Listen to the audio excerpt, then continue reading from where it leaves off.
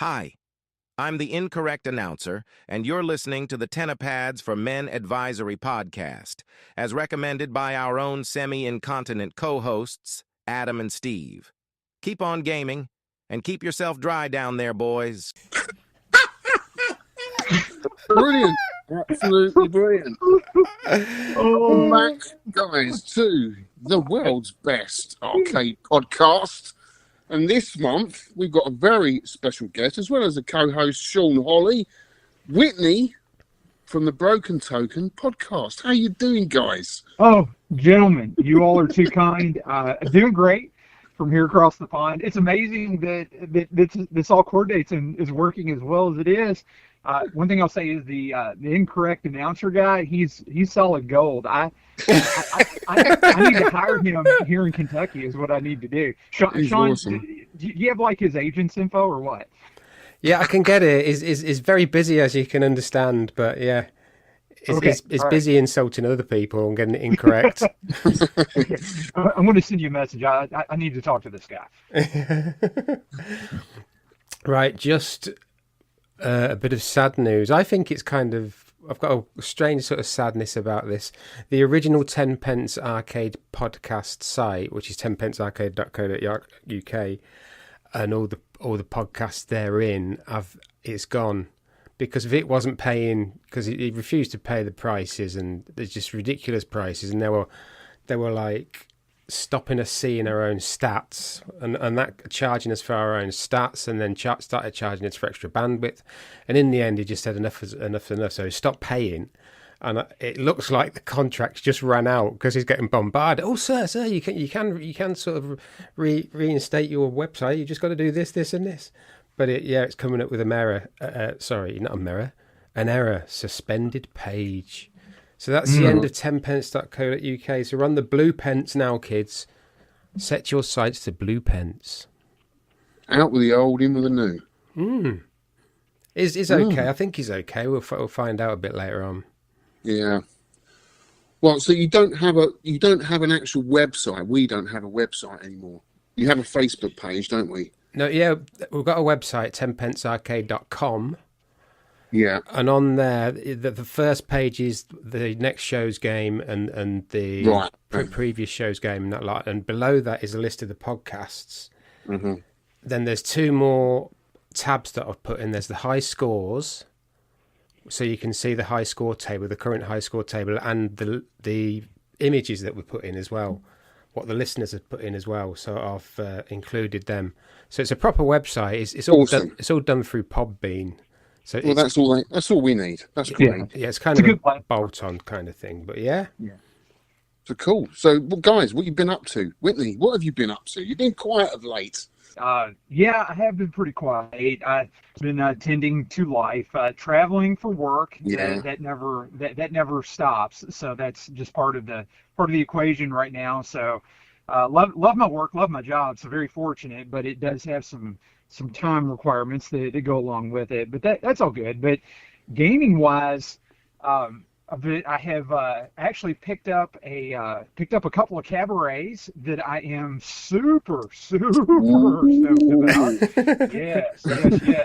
I know everybody can't see the finger work right there, but I am so happy with the finger work.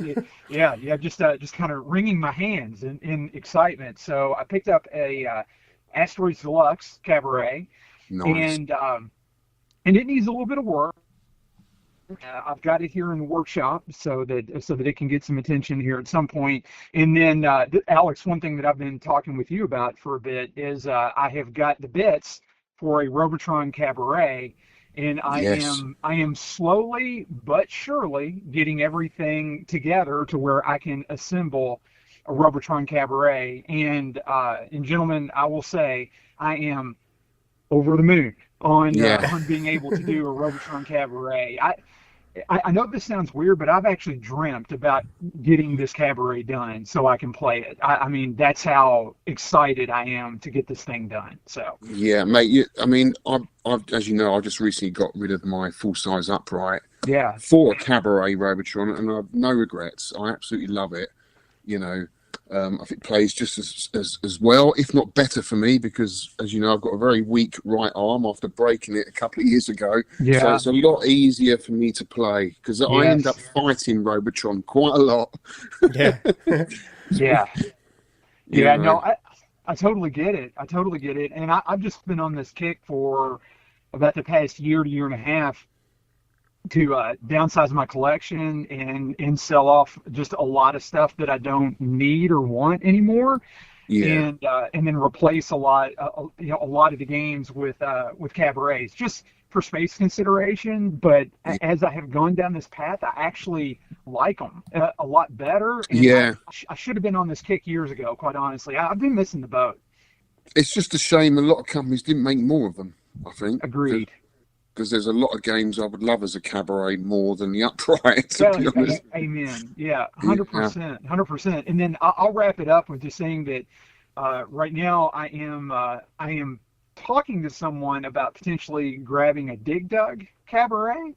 We'll have to see if that goes. I've always enjoyed that game, and I've never ever had one in full size form. But I don't know. It may work out, and if it doesn't, then that's fine. It wasn't meant to be, but we'll see.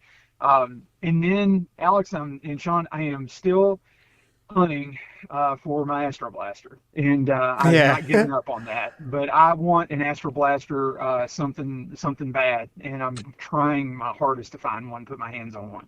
Difficult game to get. Yeah, well, you know, I've got the cabaret version. And it's beautiful. Yeah. Yeah. Have you seen one in America, a cabaret version of that game?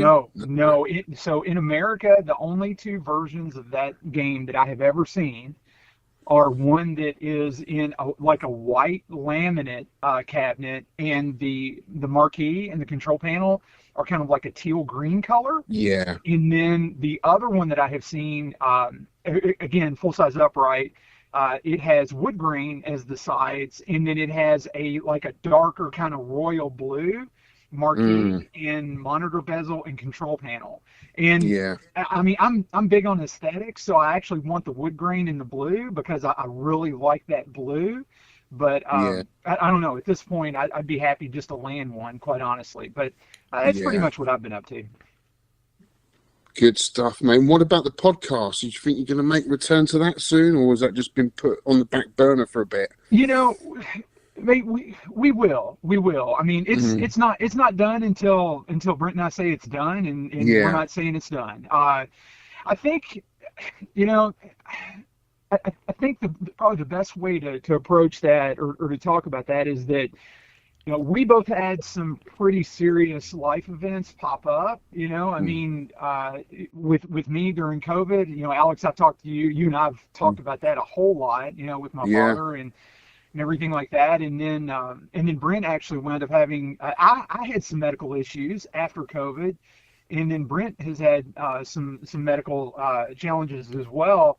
And you know, we've just really kind of put the mics on hiatus for a bit while I was sorting and he was sorting, and you know, he's doing a lot better now.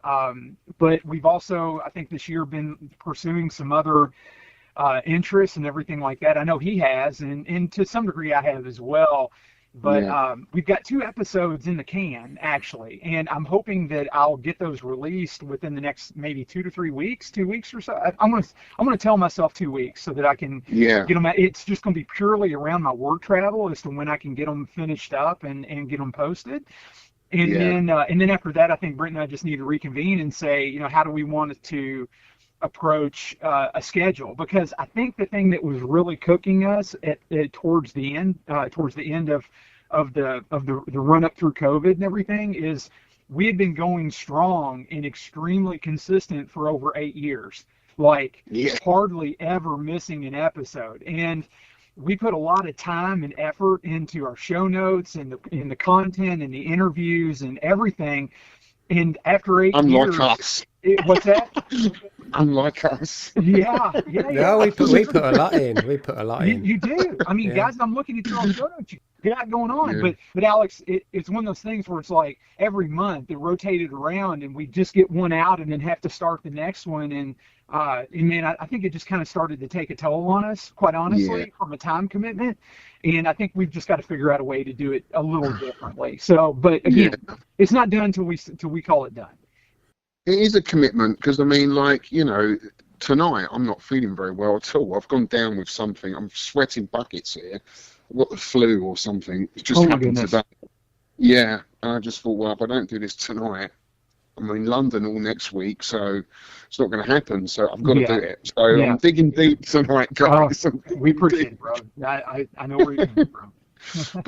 But you know, when you come back, you'll have a lot to talk about because, of course, you came over to England, didn't you? You did the Skyscraper event. You had a lovely holiday over here in the UK as well as in Europe. So much to talk about. Yeah, so much. Can't wait to hear it on your podcast. Yeah, the good thing is I've been keeping notes, so it won't be a stretch to like pull everything back up and to talk, you know, and to bring things current again. So we'll certainly make it happen. We'll certainly make it happen. Yeah. The podcast, by the way, is a Broken Token podcast. In case our listeners don't know, Broken Token.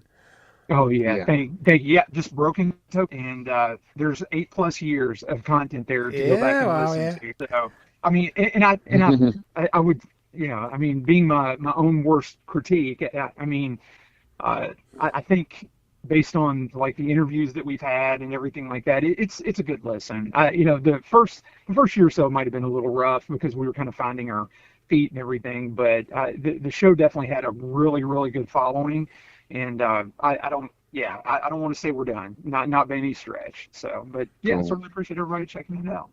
All the episodes are up. There's no paywall or anything like that. They are all free and will remain to be that way. Awesome. So, Sean, what have you been up to, my friend? One word. 7 letters. Pinfest! I'm into Pinfest! Oh, I love my pinballs now. Nice. I'm reliving my youth round. I was well into them in my like early 20s when they were like in the pubs and clubs in Blackburn. So I really enjoyed it. And just 2 days of just solid pinball. And what I'm doing now, because you get on a game that there's so many really good players. It's all very like polite. You can queue up and then get a game, then you queue up and get a game. But I was getting on with 2 good players, 2 excellent players, and they were playing for 5 minutes on a ball. Honestly, being so good, I was getting on it like 28 seconds to the back of the queue. So, but oh god, it's for people saying it's a lot of luck. I think there's a tiny bit of luck, but when you learn the tables, I'm trying to learn one specific table now called 8-Ball Deluxe, which I loved in it. Just playing it and playing it, just getting used to how it. I know it's only a virtual table, so it's not going to be the same, but you get to know the rules and the layout of the table, and it's like an arcade game. The more you play it, a single table, the better you get. Like with Pinfest, I was like flitting from 1 to 1 to 1 to 1 because I just wanted to play them all, especially the new ones. But they are like arcade games. The more you play them, the better you get. But yeah, I've been to Pinfest, a couple of family meals. What else have I been doing? Oh yeah, I've been enjoying my techno music creating hobby. I'm still doing it. All you need now is a drum machine, a MIDI keyboard, and some software, Ableton Live. It's all you need to make some beautiful, atmospheric, repetitive, rhythmic, melodic techno music, which I'm doing. Oh. But yeah. Sean, can you share some of what you created? Because I love that type of music. Do you? I do. Oh yes. I'll have to send you some. I've got loads of older stuff and a bit of new stuff.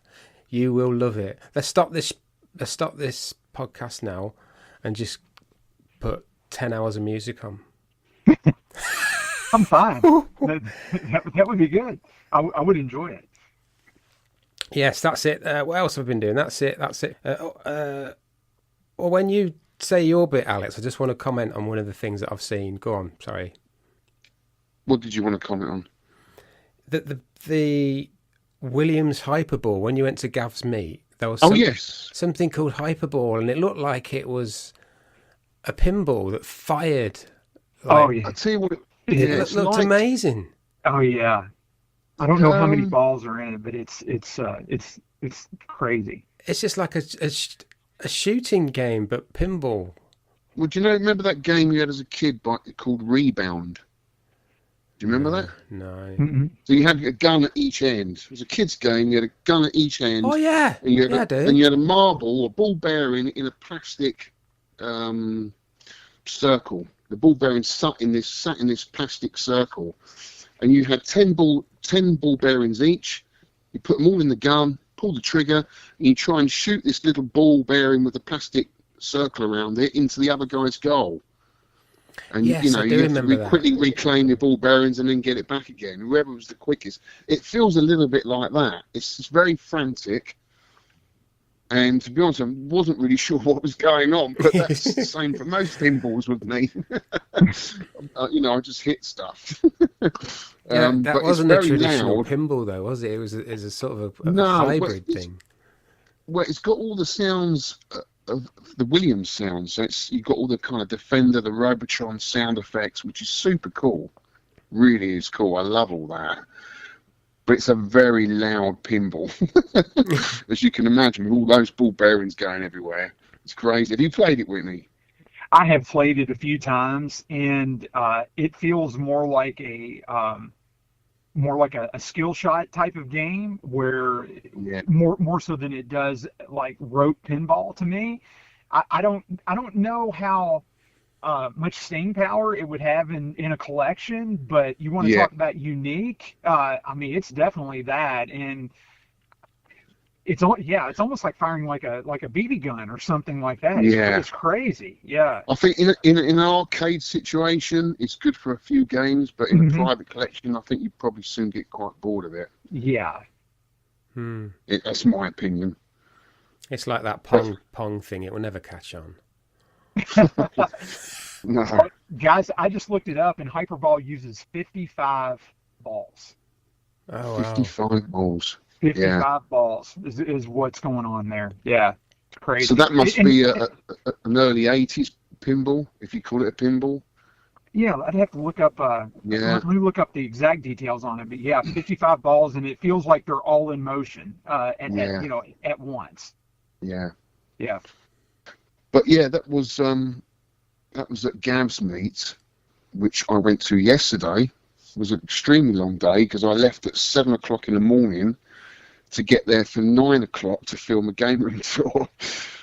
But the day went so quick. We had so much fun, and Gav has got such an amazing collection. He really has. I mean, some games that I haven't seen since I was 7, 8 years old. So I was super excited about going there yesterday.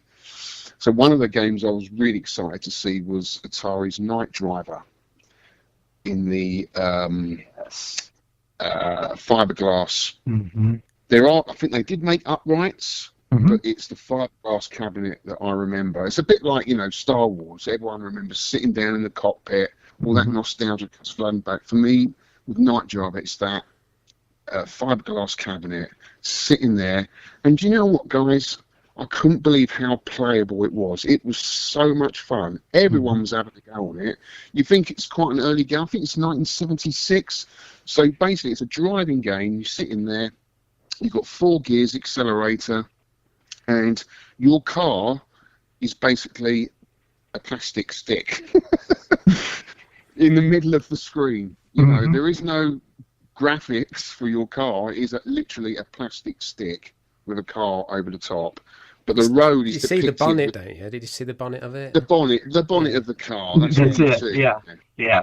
We call so it you the move- moon. That's, Yes. You're right. That's all you see. But that's Yeah. not moving. It's just the No. road that's moving. Yeah. The road just does this, and they're very quick turns. You've got to really spin that wheel. It's a Twitch driving game, but oh my god, it's just so much fun. It's so much fun, and you're up against a timer, so it's how far you can get within the allocated time that you're given. And it was a great game. So fantastic to see that. He had a little French consulate, I think it was. So like a French wall-mounted cabinet. I've never seen anything like it. tiny. You know, I don't know how big the screen was, maybe 8 inches, 10 inches, if that. And it was running Space Invaders, but I think originally it was a breakout cabinet. That was quite unusual. Spy Hunter, great to see a working Spy Hunter. You don't see many of them in the wild. Now, this is what I love. He had a Hypersports, Konami Hypersports, running the is it the rearranged kit. Is that right, Whitney? I think it is. Was it the kit from High Score Saves? Because yes. I think that's what that does. Yeah. So get this, right? So you only need the Hypersports board. It's a kit, a mod. I think there's a bit of soldering involved to get the kit on there.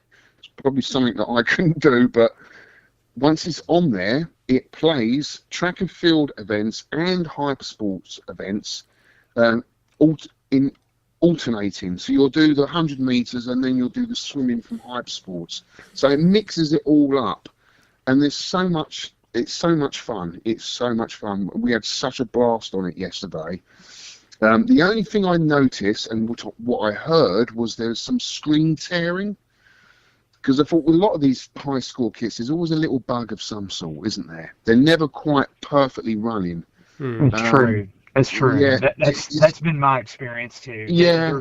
There's always a hitch with them. It feels. Yeah, like. There's always something. But you know what? There's a little bit of screen tearing on the side of the screen, maybe about less than 5 millimeters, but it's only on a couple of events. And you know what? I can live with that. And to be honest, when we were playing it, we didn't notice it. It was only when you're watching someone else play, you're looking at the whole screen, aren't you? So you could actually notice it then. But other than that, I thought it was great. I've got to get that kit. It's so good, honestly. It's so much fun. It's such a great party game. So, yes, Gav's Meet was amazing. Some fantastic games. I know I'm going to miss loads out, but I haven't got enough time to mention them all. But it was great to see everybody.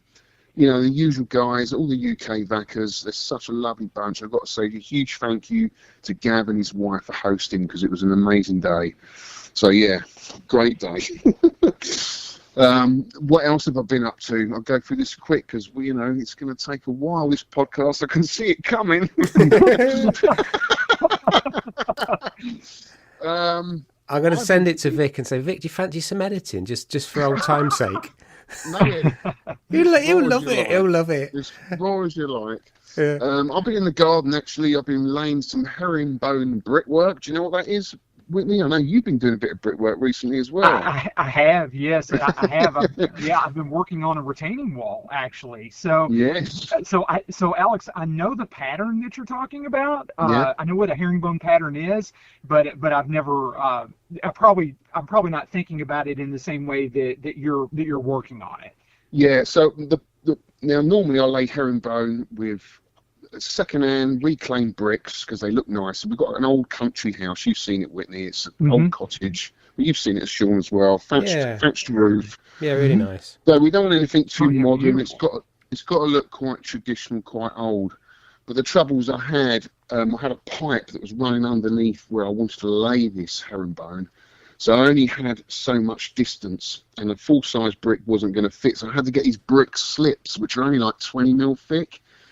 And I bought loads of them, and they were so brittle. Half of them just broke, literally, as I was picking them up. So they were an absolute nightmare to work with, and they were soaking wet, so they were floating around on the mortar. But I did it, I've done it all, and I finished it today. I've jointed it all, and it looks amazing. Bought Nush out. She absolutely loved it. So it's another nice little place to sit outside the games room, next to the pond, feed the koi and just have a little drinky poo,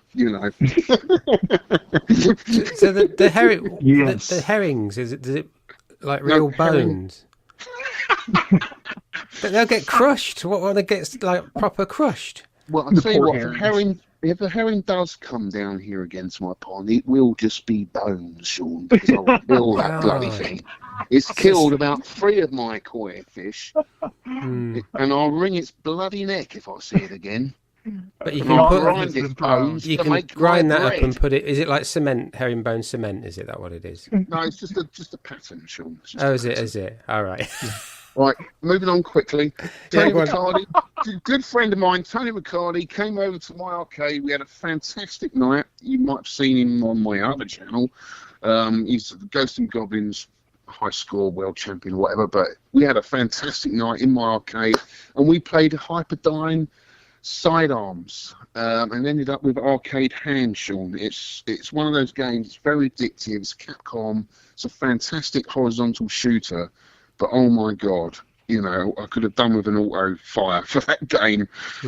Have you played it?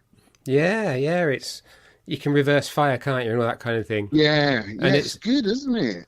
It's got the amount of speed ups that you can get. If you keep getting them, you just, it's uncontrollable. The guy is uncontrollable with the speed ups. I don't know why they do that, but yeah, it's decent. It's decent. Have you covered it on the podcast? Hyperdynes? No, we haven't. Ooh, there we go. That could be a future one, couldn't it? Could be one, definitely. Other than that, I went to see Alien, the new Alien film, Romulus. Oh yeah, is that any good? Well, without giving you any spoilers, I thought it was actually brilliant. If you liked Alien and Aliens, somewhere in between. Yeah. I mean, I don't mind any of the Alien films except 4. I thought 3 was really good. Wasn't so keen on 4. And the latest ones that he did, Covenant, is it? And what's the other one? Prometheus. Prometheus, yeah. Yep. Prometheus was okay, but it got a bit too complicated, and I don't think it needs to be that. I think at the end of the day, it's a horror film, and this new film is a brilliant horror film. I mean, you're going to get people, the Alien fans, going, "Oh, you know, it wasn't scary enough." Well, the trouble is, right, with a film like that, we know the alien, we know the environment it lives in, we know its weaknesses. It's very hard for any director to shock or have any suspense around a film like that, because it's been shown so many times. And I think they did a great job in creating suspense and a few really good jumpy moments. So if you haven't seen it, I'll totally recommend it. I have not seen it, but I would certainly, I'll be looking forward to seeing it for sure. So yeah. I'm a big fan of the franchise. I've always loved it. And you mentioned Prometheus. I thought Prometheus was interesting because it gave a bit of an origin story, I guess. Yeah. So I like that. But yeah, I think the whole franchise is great. Yeah, me too. Right, we've got some. Victor's started his Tinkering's blog up, where he's been doing Famicom carts and all sorts of stuff, but he's changed it from Blogspot to Substack. So I'll put a link in the no shows for his Substack, and that's a really good. It's like a Facebook kind of environment where you scroll down, but it's all creative people. It's like artists and musicians and illustrators and music and that. It's really clever. So Vic's at his home there, but it's we locked him in an Iron Maiden the other week. Yeah, is he still there? Well, yeah, because he sent me this message. Lads, hello. Are you going to let me out of this Iron Maiden soon? Surely it should be an Iron Brew Maiden if I'm Scotland anyway. I mean, I've been here for a while. I'm getting a bit peckish. Maybe a nice sandwich or a packet of Werther's Originals, they do nicely. And how about a nice cup of coffee? I haven't had a coffee for an hour. Oh, goodness sake, I've got tinkering to do. Come on. Well, sorry. Just chucking some breadcrumbs, Sean. This stain there. What did you? What was your diet? Sap, tree. What? Dust and tree sap was it last time? Oh, my diet. Yeah. Yeah, dust and tree sap. Yeah. Oh, yeah, I think it's wood. Yeah, dust or wood shaving, something like that. I guarantee you lose weight. Guaranteed. Well, yeah, Vic's been a bit ill. Like he's hurt his arm and he's got tennis elbow and he's hurt his leg as well at the same time. So he's not in a good way. Oh man! So I hope he gets well soon. Yeah, love to Vic. Yeah, love to Vic. Yeah, much love. I'll have to reach out to him and wish him best. I wasn't aware of that. He's got tennis elbow and cricket leg. something Is like that arcade related or? No. He did something to his leg. What did his arm? His ears. Something's wrong. Something's wrong with Vic. Well, it's the Iron Maiden, isn't it? Yeah, he's stuck If in you've there. ever been in an Yeah. Iron Maiden, it's not good for your body. Yeah, some good news for us UK people who couldn't get Cheez-Its. I've been getting them from people that have gone over to America, like Mr. Funk, and delivering them to us, the Cheez-Its. There's really cheesy kind of square pieces of goodness which wife eats and I don't get any. There's Cheez-Its in the UK. There's Cheez-Its in the UK now. They're called snapped versions though. They're like a bit more wafery and they're a bit more kind of not as solid as a normal Cheez-It. But we've got them in the UK now and they're in normal supermarkets, kids. So there you go. Me and Vic have been on about them for years and now the problem has been solved. You don't have to go on that plane again and go to America and load your suitcase up with Cheez-Its and then leave all your clothes in the departure lounge. Yes. I don't eat cheese, Sean, so I don't care for that. These are Cheez-Its. No cheese on them. What are they called? There'll be a bit. Hence the name. Right, we better stop messing around. Pickup. Sorry, Alex. What pickups have you got? Podcast pickups. I have been picking up a few Mega Drive games of late. I'm not going to go mad and have a collection like I used to have, but I just want some of my favourites and some of the more quirkier games that I never got around to playing. So I picked up Undead Line.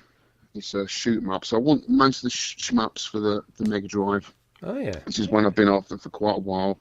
It's not a cheap one, mind, but it is a fantastic game. If you haven't played it, definitely worth checking out. Bare Knuckle 2, which is Streets of Rage 2. You played this one? No. You never played Streets of Rage 2? Mega Drive? No, I missed that. It's probably one of the best side-scrolling beat-em-ups ever made, with a fantastic soundtrack. And some MVS games. Loads of my MVS collection. I know you are, Whitney, as well. Oh, yes. Haven't we? Yeah. So we got the shot boxes, didn't we, from Southtown? Yes. They arrived safely. Yep. Yeah. Finally Have came you in. got all the artwork for them yet? I do, yes. Yeah? Yes. Yeah, now I just need to find all the cartridges for all the boxes that I bought. Yeah, that's the hard part. I think I went about this backwards. Well, do you know what? I kind of did the same because I got the shop boxes and I've got the artwork for the games I want to get. Okay, so the boxes are there waiting for the games. Yes. Okay, so I'm not buying anything else. I'm just getting the games that I've already got the art and the box for. So I managed to bag Twinkle Star Sprites, which, pretty reasonable as well. Whitney, it wasn't expensive as you think. It was pretty reasonable from my good friend Ol. Yeah. I wasn't that bothered by it in the beginning because I thought I'm never going to pay that much for a game. There's no way. But when he said, "Oh, you can have it for 300 quid," I thought, okay, that's not too bad. I've seen him go for twice as much as that. And it is a good little vertical shooter. So it's got the screen split into two, so you can play two-player. And it's more complicated than I can explain here because I haven't really delved that much into it. But basically, you shoot stuff, and it basically has an effect on the other opponent's screen. So it's a good little shoot 'em up. I'm really looking forward to playing that. Nam 1975, which is a very early release, I believe, for the Neo Geo. It's kind of like a crosshair shooting game, which I quite like, a bit like Wild Guns on the Super Nintendo. And I picked up a side-scrolling beat-em-up, Mutation Nation. Great name. I mean, just the name, man. Just the name alone, yes. I've got to have Mutation Nation. It's so cool. Yeah, and that's about it. A few little pickups there. I just got a PC style game controller. Really for the console stuff. It's I don't really play much console stuff, but when I do, it's nice having a PC controller with the thumbsticks. They call it a PC controller where the thumbsticks are on the same level, instead of like a Xbox 360 where the one at the left thumbstick is a bit higher than the right one. Do you know what I mean? on them. So they call it a PC controller. So I've got one of them, and that's all I've picked up. I've picked up some happy times, and lovely food, and smiles and love. How do you pick a smile up? You can just smile at people. Actually, what made my day the other day? I went for a run around the reservoir, and there was a little girl and her mum putting the bin out, and they both smiled and waved, and it's just sometimes that just makes your day, like strangers. Yeah, I had knocked the bin over though. I hadn't really though. Yeah, it's really nice. Yeah. Anyway. The small things in life, mate, makes you happy. Yeah, sure. Yeah. It truly is. Yeah. Have you picked up anything, Whitney? Let's see. I did have a couple of Kickstarter projects that I backed. Actually, ship what I purchased like a year to a year and a half ago. Which it's funny with Kickstarter. You pledge, you pay, and then you forget it even exists. And then maybe it shows up, maybe it doesn't. But yeah, so I did have a couple of Kickstarter deliveries come in, and I'm sitting here thinking if there's anything else. I did get. Let's see. I did get a copy of got a Metal Slug 4 MVS card. Oh, awesome! Yeah. So that is one thing that I did put my hands on. Actually, Metal Slug 4 and Metal Slug 2. Brilliant! They're good games. Yep. So I'm now outstanding 3X in 5. 3X and 5. There is a Metal Slug 6, isn't there? No. I think is there not? It's on different hardware, isn't it? Yeah, I thought it. Yeah, that's what I thought it was on different hardware, but I've never played 6. I just read about it somewhere, I think. Do you know where I played it? On the DS. It was released on the DS. Was it? Okay. Metal Slug 6. That's where I played it. Gotcha, but I don't think it didn't get an MVS release. Yeah, it did not. It did not. No. But one Kickstarter that I just backed today, it just closed today. We're recording on Sunday, the 15th, and it was Shadow Gang 0. And so I pledged the MVS tier on that. So in some point in 25 or 26, I'll get another MVS card. So, but yeah, Alex, I'm pretty high on the MVS stuff, man. So mate, I'll keep an eye out. Yeah. Send me a list over, and I'll keep a lookout for you. I appreciate that, mate. Thank you. Yeah, I can do that. Cool. Right, next section. Here we go. This is where we asked Mr. Roberts to make a special guest appearance of Broken Token and Sky Skipper fame. I hope I'm worth the trouble, guys. These are questions written by Mr. Crowley for yourself. So do you want to ask them, Alex? Well, we could take it in turns. How about that? That'd be lovely. Yeah. So you go first, then, Mr. Holly. Are you active in any pinball tournaments in your local area, sir? So, despite my desire to play in pinball tournaments, the answer to that is no, not right now. I mean, there are a few that rotate around some locations close to me. There's a couple of, I guess, kind of pin bars or barcades or family entertainment centers, whatever term you want to use for that. I don't know what you guys would call them there in the UK, but here it's essentially a bar that has a bunch of pinball machines off to the side and a few arcade games and things like that. So they'll host tournaments, but honestly, guys, I mean, with my work schedule and the fact that I live in a rural area, I mean, I live in a very rural area, like away from the city, and it means that travel would be involved for me to go play in all these tournaments, and they're usually like 4 hours long when they tournament and when they compete, and man, it just doesn't work with my schedule, unfortunately. So I wish I had a better answer for you guys, and I could give you like all kinds of tournament insight, but I don't. It'll probably be one of those things I do once I retire here in a few years. Yeah. That's cool, mate. Now, the next question, I mean, I already know the answer to this because I've listened to your podcast for so long. Yeah. I know Yeah. I know the answer to this. Do pinballs take a lot of maintenance? But this is really for the people who haven't listened to your podcast, which hopefully they will That's do fair. now.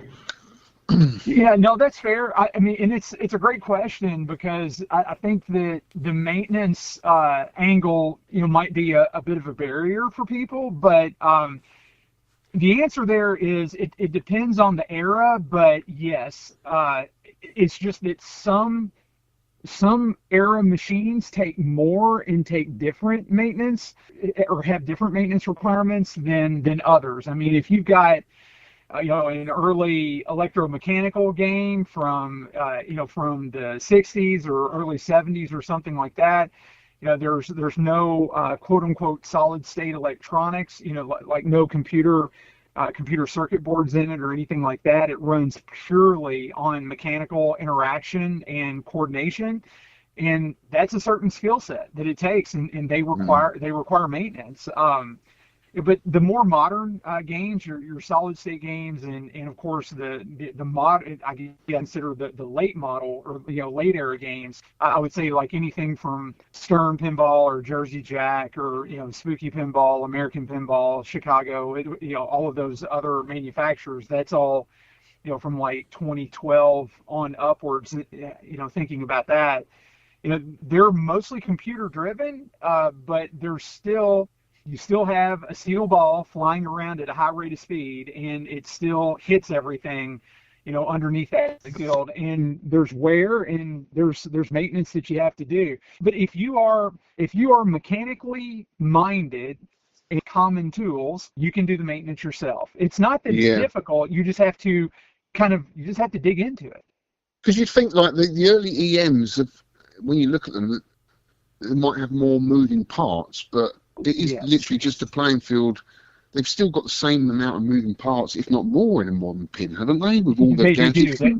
They'll have more than what's in a modern pin because, from the modern pin perspective, it's of course, whatever's on top of the playfield. Maybe there's a couple of motors that drive a few, like playfield features or something like that, and then of course, the flipper coils and all that. But you flip a modern pinball machine playfield up and look at the bottom, and a lot of it is printed circuit boards, like computer circuit boards that are interleaved in between all the mechanics. And there's really, outside of like, let's say unfasten, replace, refasten, or like periodic, maintenance, just like cleaning things and keeping, everything kind of tip top. There's not really a tremendous amount to do.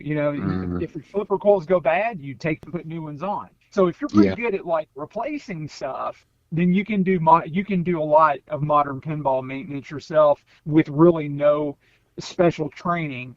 But if you're going to get into like the pinball machines of the 80s and 90s and early 2000s, then you need to know a lot more like electronics. You need to have more electronics knowledge in order to maintain them, because they're simpler, but they don't have like all the automations and all the computer control going on. There's some, but nowhere near what you see today. So it depends on the era, but can anybody do it?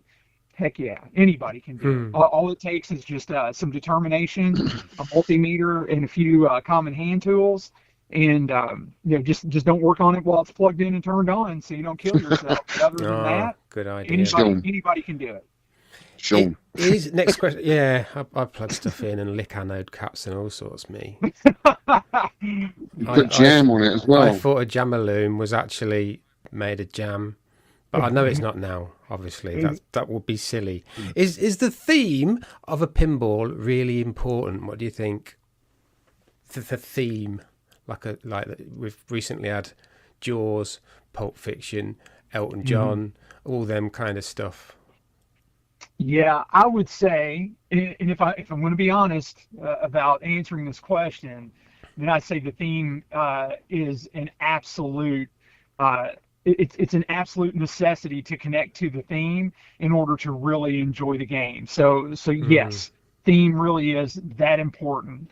Now, there are veterans, pinball veterans that probably have been playing for 20, 30 years, or maybe they're tournament players, and they look at it as a series of rules and a series of shots and ways to exploit the rules to maximize their score and things like that. And then theme is probably secondary to how the game actually plays. But let's take the other 99% of the fan base that modern pinball companies are trying to appeal to, like home collectors and casual players, and the folks that play like out in the bars and stuff like that. Oh man, theme is what draws you in and really compels you to drop, here in the States, drop quarters in, or for you guys, drop your 10Ps in play. So yes, I think it is immensely important to connecting to the game and enjoying the game. Because what I can see from it is that, I mean, I'm no pinball expert, but what I can see from it is a pinball playfield can only really do so much. That's right. And really, aren't most pinballs the same game but just reskinned with a new theme? Mm-hmm. Yeah. And so if you had a Jaws, and you went out and bought a new Jaws pinball, you got it home, and you've got another pinball from, say, 5 years ago, and you realise, oh, man, this is the same game, just with another reskinned. Does that happen, or can they create a more depth in the game with the more digital way that they're going with pinballs? Yeah. So is that how they do it? Yeah, it's a very fair question, because if you look at pinball machines aligned in a row, and if you were to take a casual stroll down that row of pinball machines and look at them, you would say, wow, these are all the same game with just different art, different colors, different layout, but objectively it looks like the same game. And I think that used to be true, especially like back in the 70s and probably early 80s, maybe even through the mid 80s to some degree. But Alex, Sean, as the digital portion of either the game control or the complexity of the rules or the interactivity of the game, all of which has increased over the past 10 to 15 years, I mean, just by an order of magnitude, these games now, I mean, pinball now is almost infinitely complex, and I would say that the mechanics of the games are similar, but if you dig into the games themselves, they're nothing alike, because each one has a story. And what a lot of people may not realize is that when you're shooting the pinball, you're actually playing as an avatar. That pinball is the protagonist in the story, and so you're shooting the ball around the field, trying to accomplish things in the story. Like, okay, I need to hit this target first, and then that activates a multiplier on this ramp shot. And if I do these 4 things in order, then it kicks me to another mode, and I advance in the game. Yeah. So if you can take the time to, I guess, kind of drop yourself into the story of the game, then you'll understand that it's using a lot of the same mechanics, but organized and let's say programmed in different ways to achieve a walkthrough on a given story. So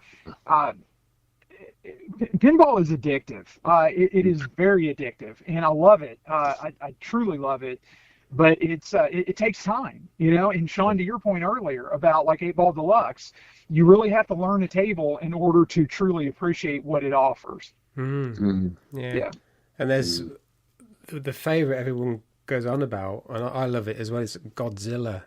Oh yes. And that is like a minor kind of license, really, but the way they put it together with the story and all the old black and white Japanese cartoon video in the background, Mothra is attacking, and it's very atmospheric, it's very well laid out, and that is, you wouldn't have thought a license in that, but it's just so good, that table, and the theme 100% helps that. But it's not a famous, no one would have thought of licensing Godzilla a few years ago maybe, but no. yeah I mean, there's certainly a lot of themes that spring to my mind that I would love to see on pinball tables, like the Benny Hill show. Oh my gosh! Can you imagine how the brilliance I mean, can you of imagine that? it?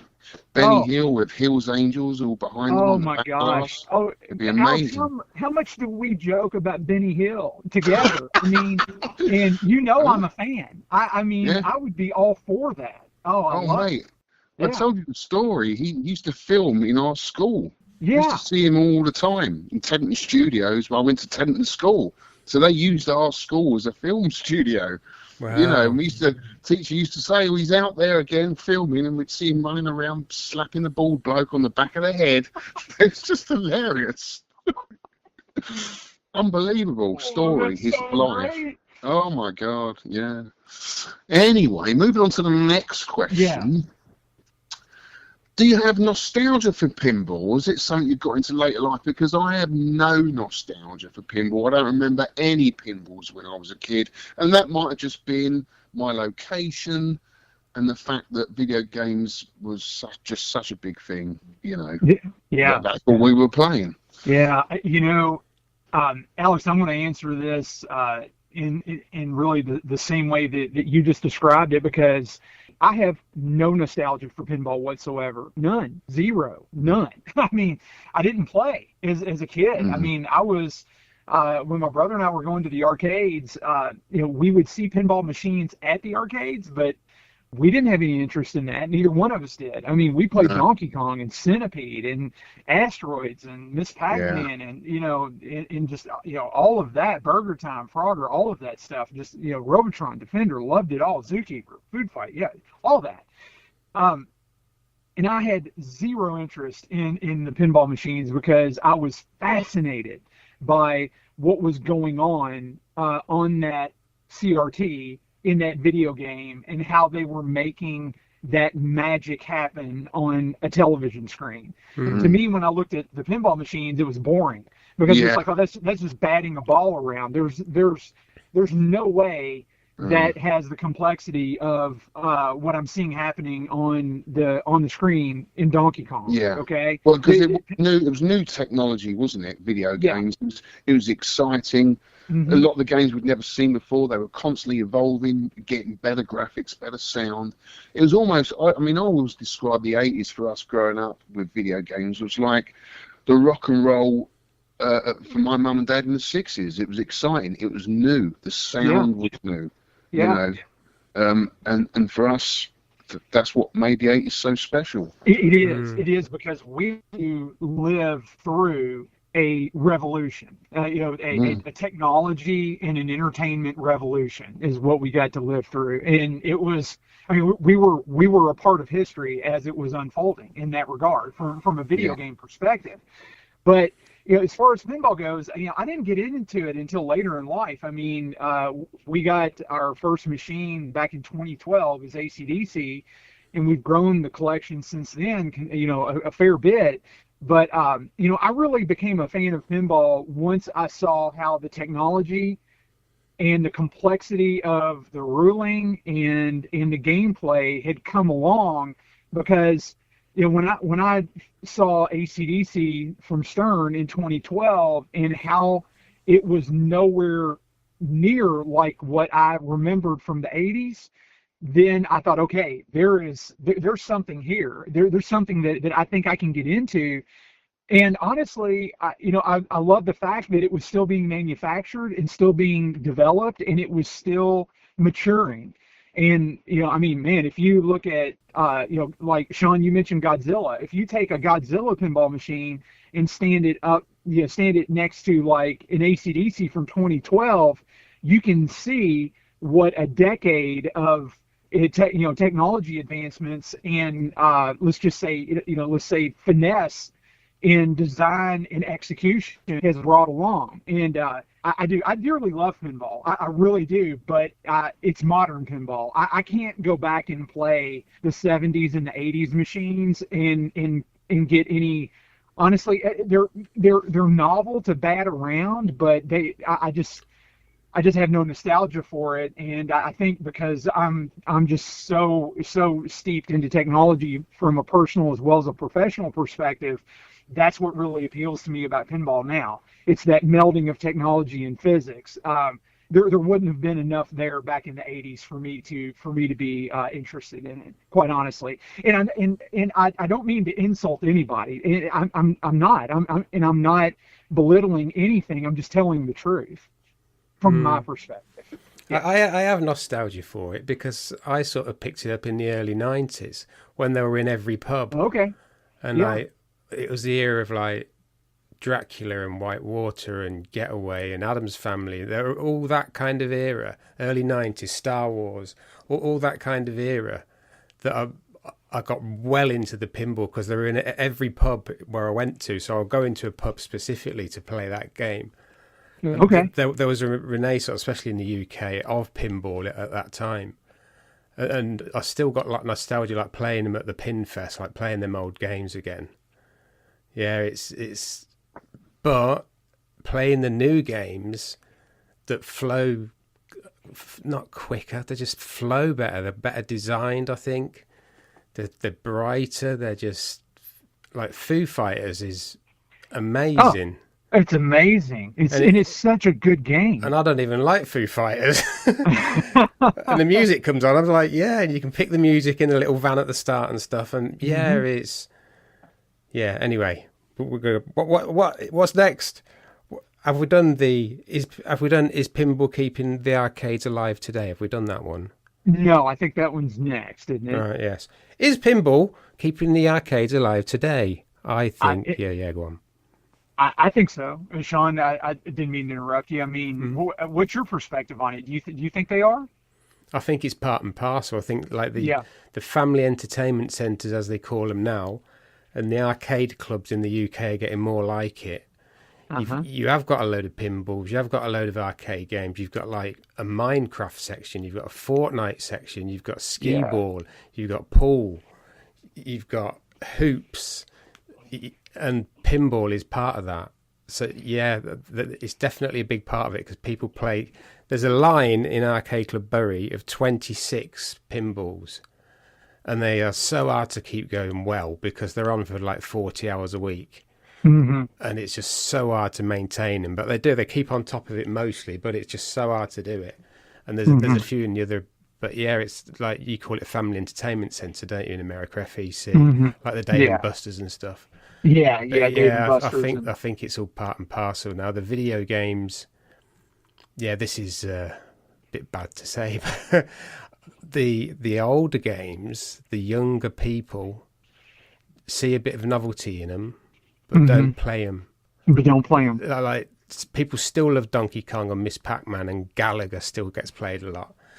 But when you go onto that top floor, the kids are playing the gun games and the driving games. They never get old, like Point Blank and Sega Rally and Outrun and House of the So it's the stick games.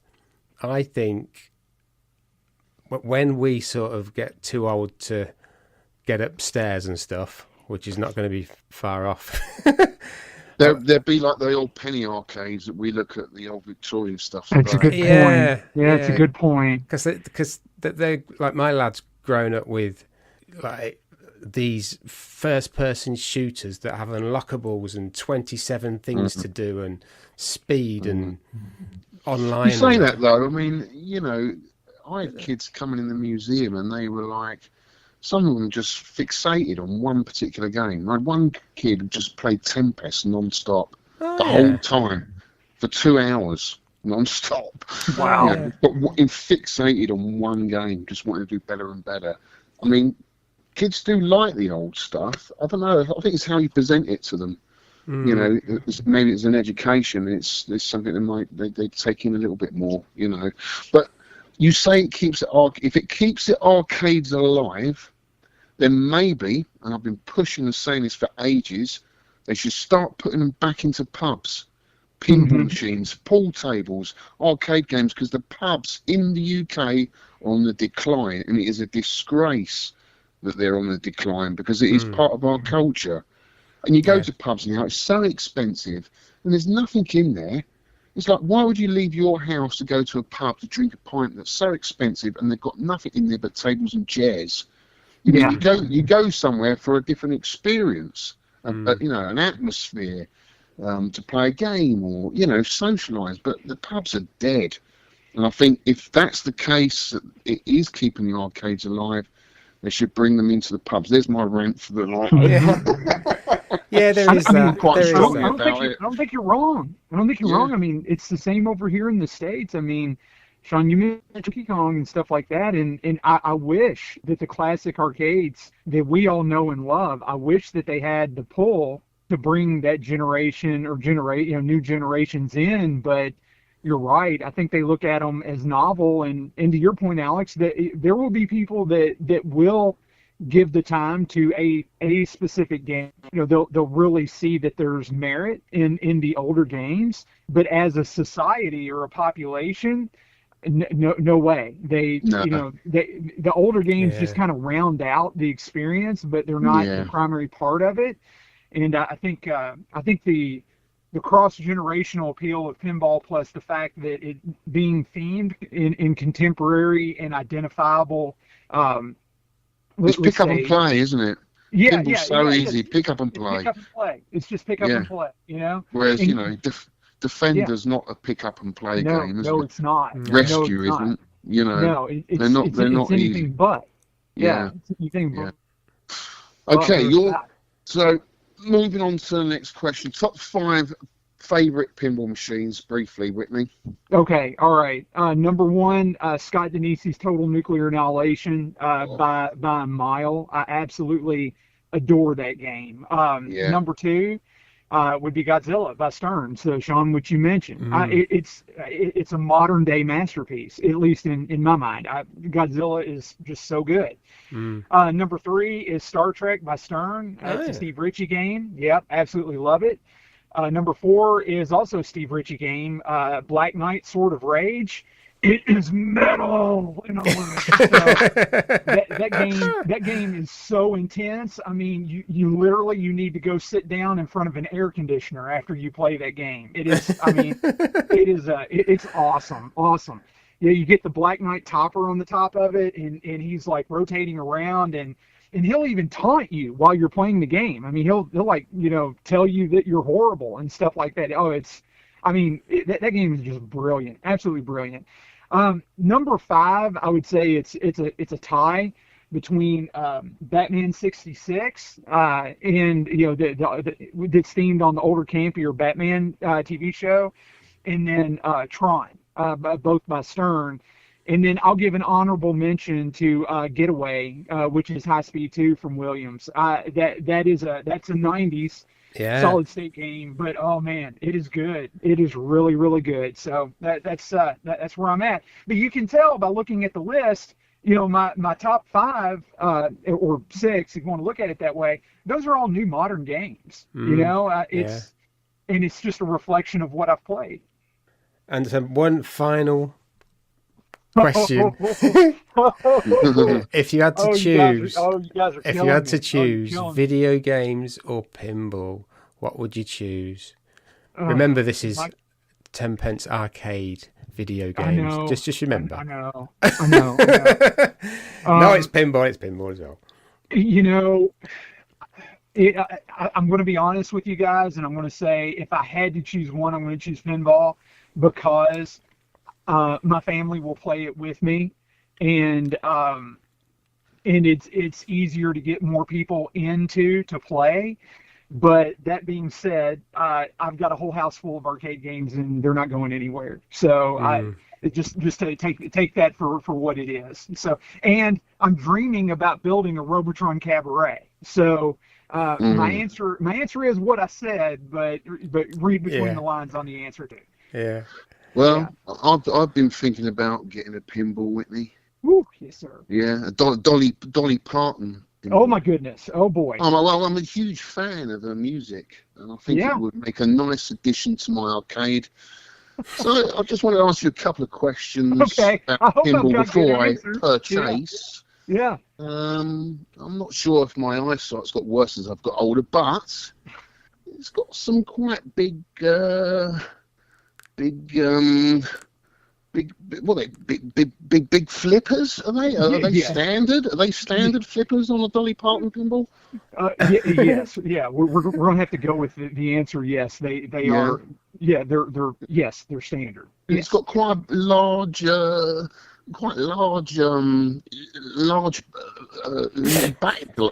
back glass is quite large, isn't it? Is this a holographic back glass? Because it kind of makes me a bit giddy looking at it all. And I would say that the artists that drew that, they accomplished their mission, is what they did. Yeah, So, yeah, I yes, like yes. it. I like it a Yeah, lot. holographic. I don't know, but it's a beautiful back glass. Yeah. And it paints her in a great light. How about that? Yeah, and the special features, Whitney. It's got some great special features. You know, the multi-ball and a hit song, "Here You Come Again." It's such a great pinball. I'm going to have to purchase this, don't you think? You know something? I don't see how it would be a bad purchase. And one thing I'll say is that here in the States, we consider Dolly Parton a national treasure. Oh, And she is fantastic. And did you know, guys, that she's from Kentucky? Yes, she is. Yes, Yeah. she is from Kentucky. Yes.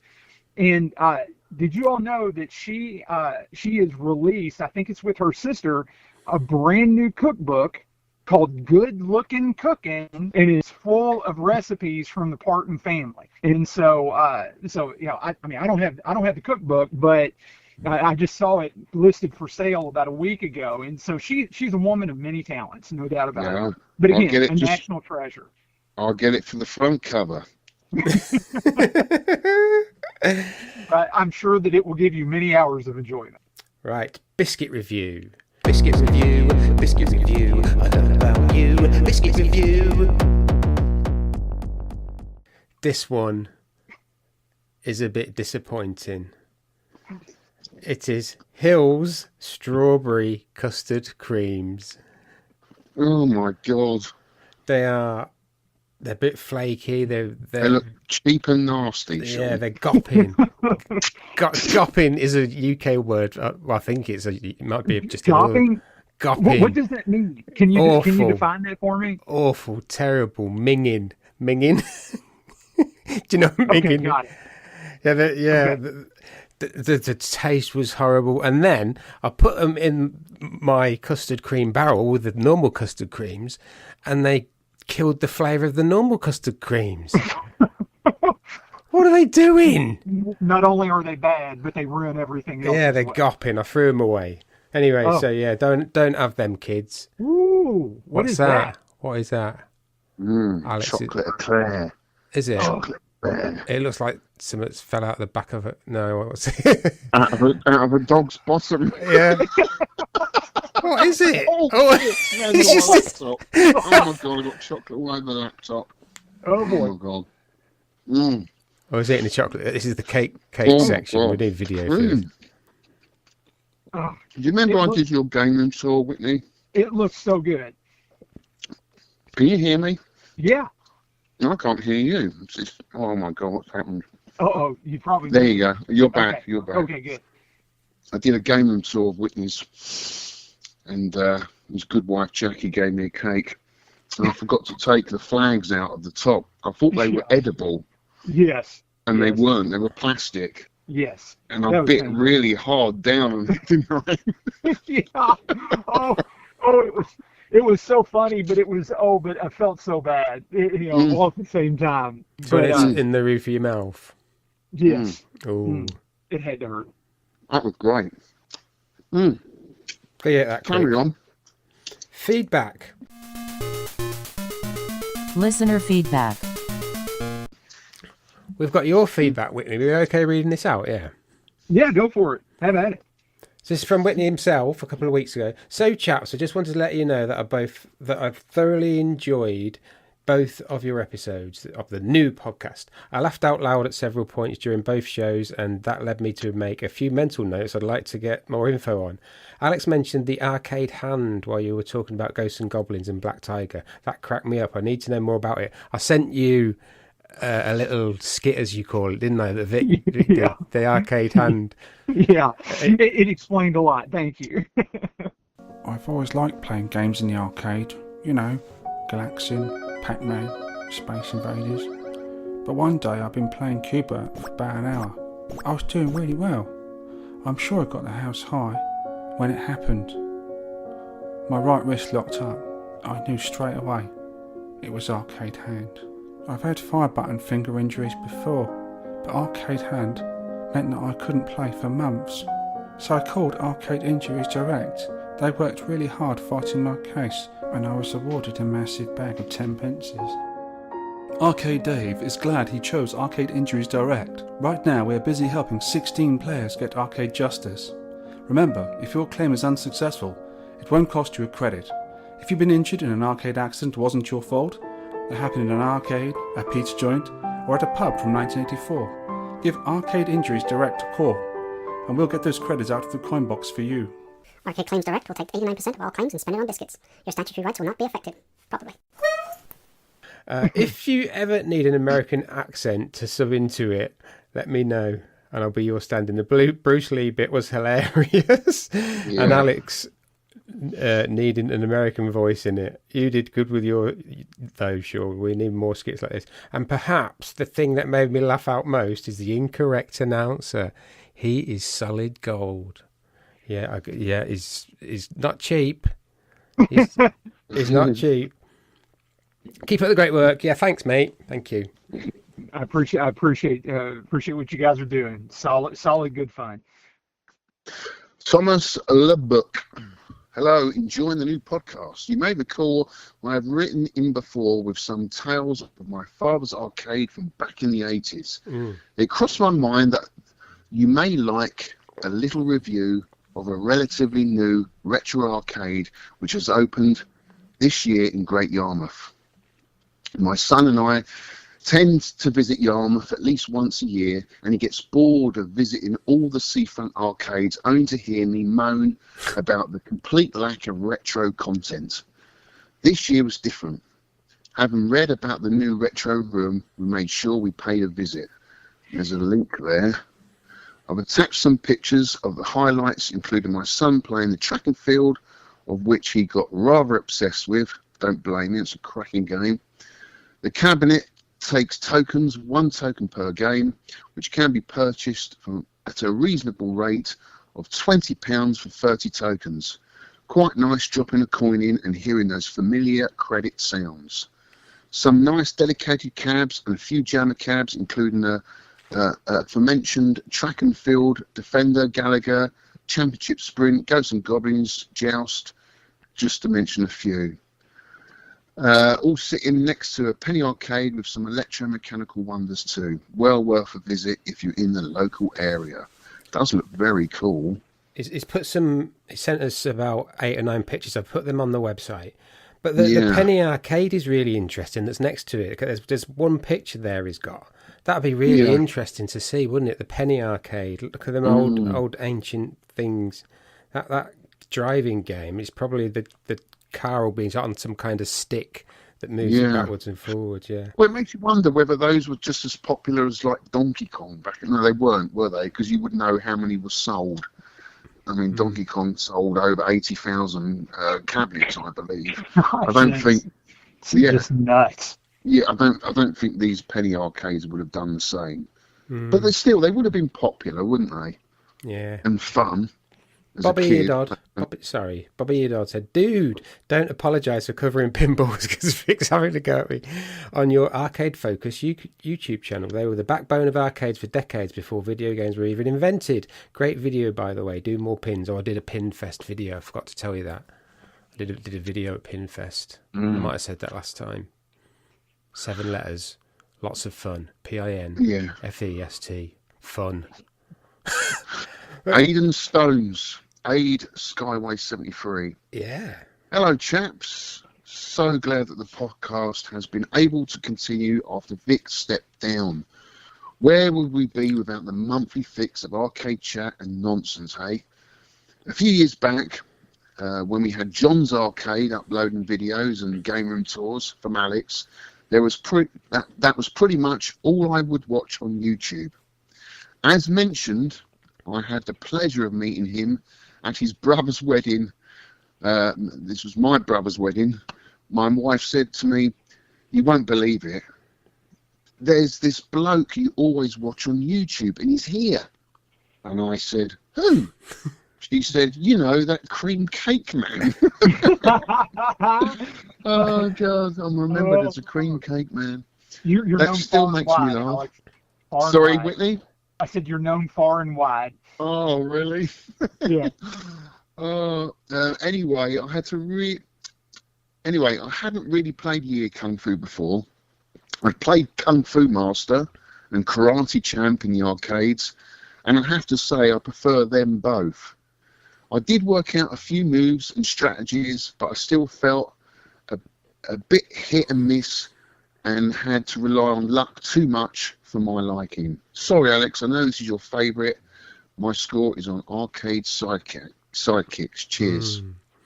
Retro Russ, great pickup. Great pick, Alex, by choosing Yeah Kung Fu. Literal translation is 1-2 Kung Fu. Ooh, that could be a song. One of my favourite arcade games because I first played it with my twin brother on a caravan holiday in a pub outside. Did you get caravan holidays, Whitney? Did you get them? We have like weird. No. We have them weird sort of. No, a caravan holiday. What would that be? Can you describe it? Trailer park? I don't know. Yeah. Trailer park holidays? Oh, yeah. Well, not holidays. I mean, we have trailer parks over here, but what would be a trailer park holiday? Well, you know, like you have caravans, right? Oh, yeah. So you take the caravan to a field where there's other caravans. Oh, okay. Yeah. Okay. Fair enough. Yeah. Okay. So they just stand around. Sounds really bad, doesn't it? Yeah. No. I just have to get a mental picture. And that's bolted onto it's an entertainment complex, you know. So you get out your caravan, you walk over to a pub or a bar, and that. I got it. So yes, that does happen here. I just don't partake. So, but yeah. Good idea. Caravan holiday pub just outside the campsite in Morton, Dorset, in 1986. Great fun for us 10-year-olds as crowds of youngsters begged parents for 10p's to go and give Boo-Chew some kicks in belly. It's the only arcade fight game I play, as none of the others interest me. Love the simplicity of the game and the different martial arts styles of the opponents. Interesting to hear that Alex has a PCB board. Was it ever a dedicated cab, or was it a kit? Over here, I would imagine it was just a board in a jammer cab. That's what I played it on. But I have seen pictures, probably in the United States. You probably know better than me, Whitney. I think they did have kits for this game, didn't they? Mm-hmm. Yeah. Oh, yeah. I remember seeing it. Yeah, I remember seeing it. Yep. Yeah. Looking back, we played this at a pub, and it was probably in an ISIS Sub-Electra, as I recall, fake wooden effects side panels. Cheers, guys. And he was also wondering when Al's Arcade is going live. You've got the site up, haven't you? I haven't put a video up yet. I noticed you subscribed today. Thank you, Whitney. Yes, sir. I did. Yep. I went to Gab's meet yesterday. Got there really early, and I filmed his whole game room. So that would be probably my first video in a couple of weeks' time. Hopefully, that will be up on my new channel. We've also got a tweet from Funk, who's said, how many 10pences will be interested in one of these? And it's a small little arcade stick, like one of these little controllers, done in the style of international karate. So I think you can put like a screen in the back of it or something. But them things, that they are, can you see it, Whitney? They're small, and that I don't think the stick's the right. It looks a bit small. I think my hand would be half on that T-moulding. I think it's more of a novelty. I think it'd be really hard to play. Yeah. I think so as well. I like the fact that it is that it looks as professional as it does, but I don't see how I would actually use it, quite honestly. It seems like it would just hurt. Mm-hmm. And the last one, you see, this is great. It's from He Is Jimmy, I Am Jimmy, and it's a Bruce Lee clock, right? So you just imagine you'd have to click on the GIF on the site, but his legs move round. So, it's awesome. So the long leg is I think it's the minutes, and his other leg is the hours. So it's like he's doing a kick all the way around the clock. So when it's 12 o'clock, then both legs above his head. Yeah, it would be, wouldn't it? How does that work? Don't know. Be covering his face. Surely he should have an arm and a hand as the little arm. Yeah. He should balance him, shouldn't he? But it's Bruce I don't know Lee.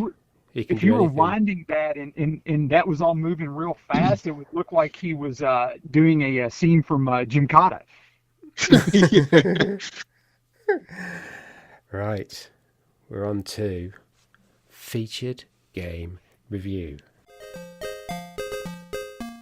Feature game review. Have you played this? In a year Kung Fu, have you played it? I have played it. Now, I didn't get an opportunity to play or submit a score, but I have played the game. I know the game. I'm familiar with the game. Yeah. Right. Go on, Alex. It's your terrible choice. It's your choice. Sorry. Terrible. Well, it is. Sorry. I'll edit that out. Yeah. Go on. It's not terrible, Sean. It's a great game. It's the year of 1985, January to be exact, when Konami releases one of their first fighting games, Year Kung Fu, an 8-way. It uses an 8-way joystick and 2 buttons for jump and kick. Now, before we start this game, I thought we'd introduce sort of, just to get you an idea or some nostalgia of that year, 1985, what kind of music you were listening to. Do you remember what music we listened to in January 1985, guys? Because for me, it would have been Ultravox. That was the album I bought in 1985. It was the collection of music from Ultravox. And I would have been listening to that on my Sony Walkman, on my BMX, on my way down to the arcade. That was a good song, Vienna, weren't it? What was it about? It was. Probably Vienna. Yeah, me, Mantronics, the album. I was into like the electro, and this is.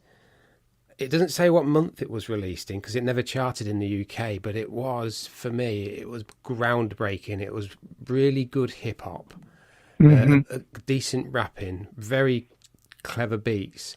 And you know, our song has a bridge, like a bridge in a chorus and a bridge, you know, which is like a bit. Well, Mantronics always put sliced up beats in his bridge, like slicing, really sort of complicated reversing, well ahead of his time, and it was very rhythmic, and it blew my mind. I thought, God, it's just amazing, and that is what I really loved. Even when he did like remixes of somebody, I would buy the vinyl because there'll be a Mantronics remix on, because I know he would have gone bonkers in the bridge and just chopped up all the beats and sliced them, and that is what I really got me about it. So rhythmic, and you know, I still like that in music now, like the syncopated beats. That's why I got into like things like drum and bass and stuff like that. But yeah, that was it. Oh yeah, that was it. 1985. 1985. You weren't really into chart music. No, I didn't listen to any pop music at all. Really, I just strange man. Yeah, wow. I like the electro stuff. You know, it was called hip hop electro before it was called hip hop, wasn't it? And I liked it. Then I went on to house music, and then I went on to drum and bass and techno. I just didn't like pop music. Didn't interest me. Yeah, I mean, it's interesting because here in the States, like the electro, you know, like the EDM scene, and a lot of what you're talking about, Sean, I was just never exposed to that, you know, growing up through the 80s. And you know, I think about, you know, I think about, you know, the music that we listened to here in the States. A lot of it was, you know, classic, like quote unquote classic rock, and then of course, you know, the chart music, you know, Madonna and, you know, Whitney Houston and all that. But you know, I'm thinking about myself. It's like, you know, Tears for Fears. I really like them. You know, they were big right about that time. Dire Straits was big right about that time. Yeah.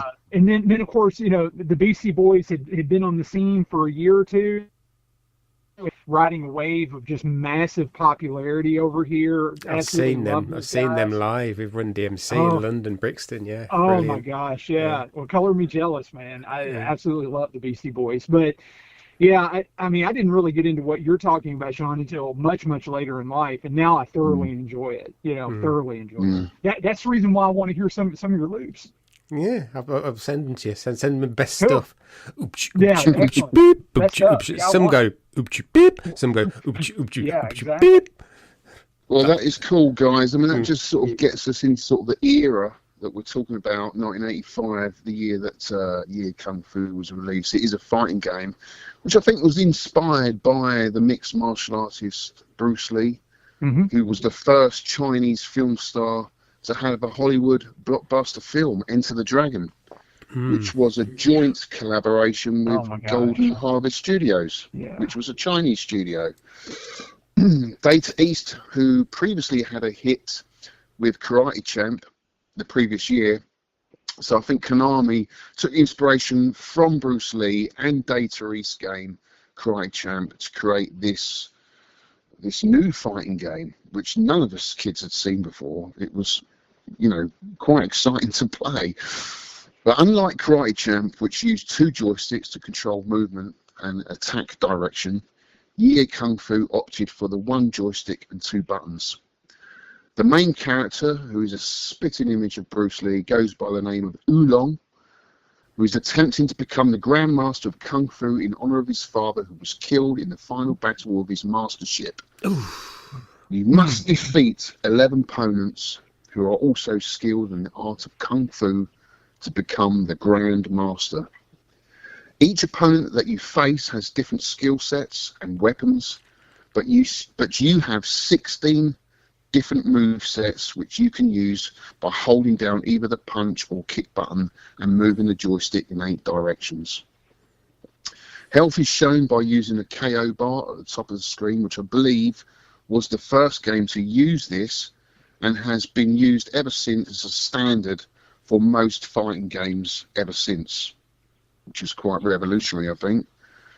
Your opponents are grouped into 2 tiers, with the first one featuring 5 opponents titled Hot Fighting History, and the second tier called Master Hand History, which includes 6 more difficult enemies.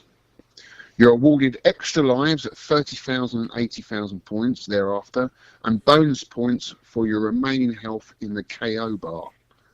Points are given depending on the type of attack you use, so you can earn between 500 to 2,000 points depending on how quick you can be with the controls. You should manage to defeat if you manage to defeat an opponent without taking any damage, you will earn the perfect 10,000 point bonus. And that bonus increases by 10,000 every perfect win you pull off. The opponent stages, stage 1 is Buchu, big fat guy who just dives at you. He's fairly easy.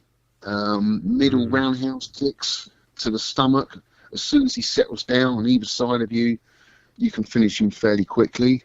Stage 2, Star, my favourite.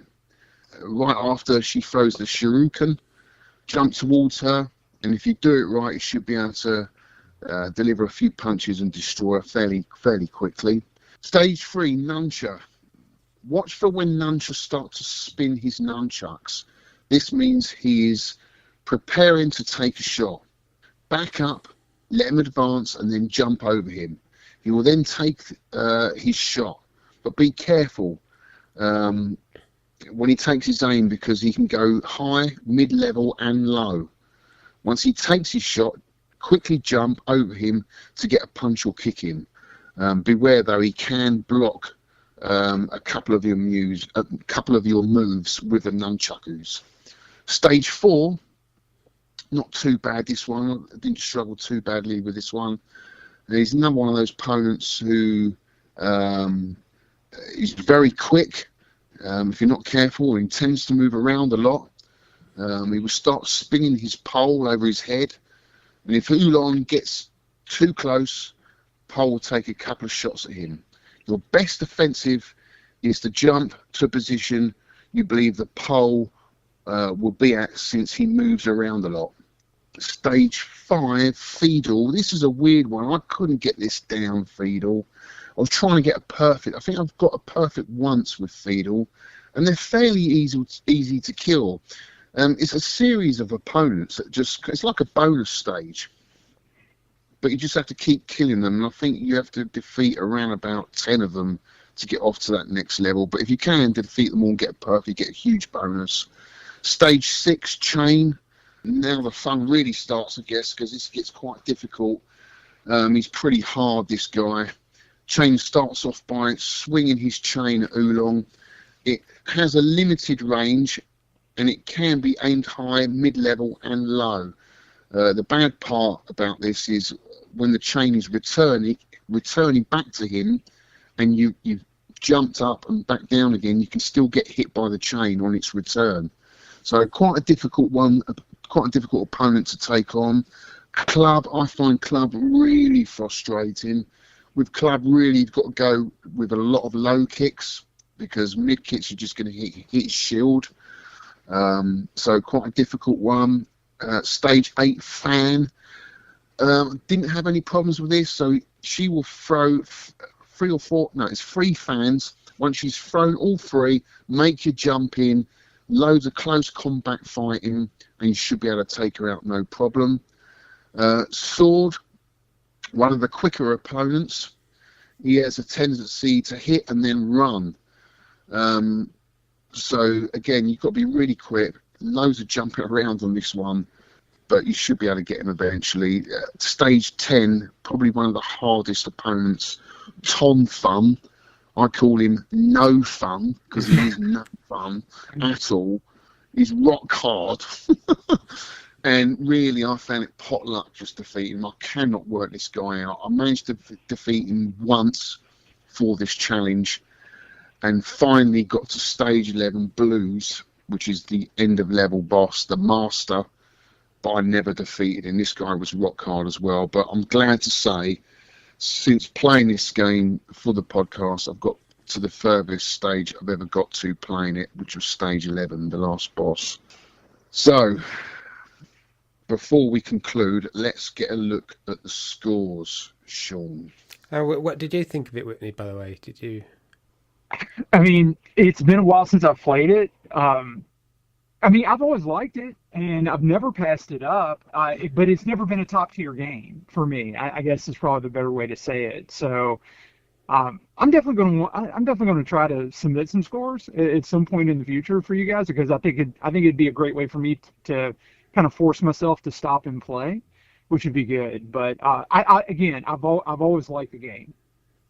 Well, I just can't gel with it. I give it an hour. I always say I'll give a game an hour. Even if I hate it, I'll make myself play it for an hour, and if it's not sticking after then, torture.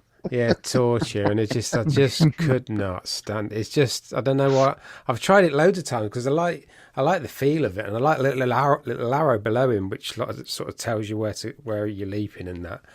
But I just kept leaping and punching, and I watched a YouTube video where someone did the whole game in like 4.5 minutes. You sent that to me, didn't you, Alex? I'll put it in the show notes. We got perfects. Yeah. All the way through. Wow. So it can be done, just working out the moves. Yeah, but I could not be bothered to work out the moves. It's just, oh no, mate. No, it's a no for me. Okay, that is why I've never been at the bottom of this score table ever, but I am.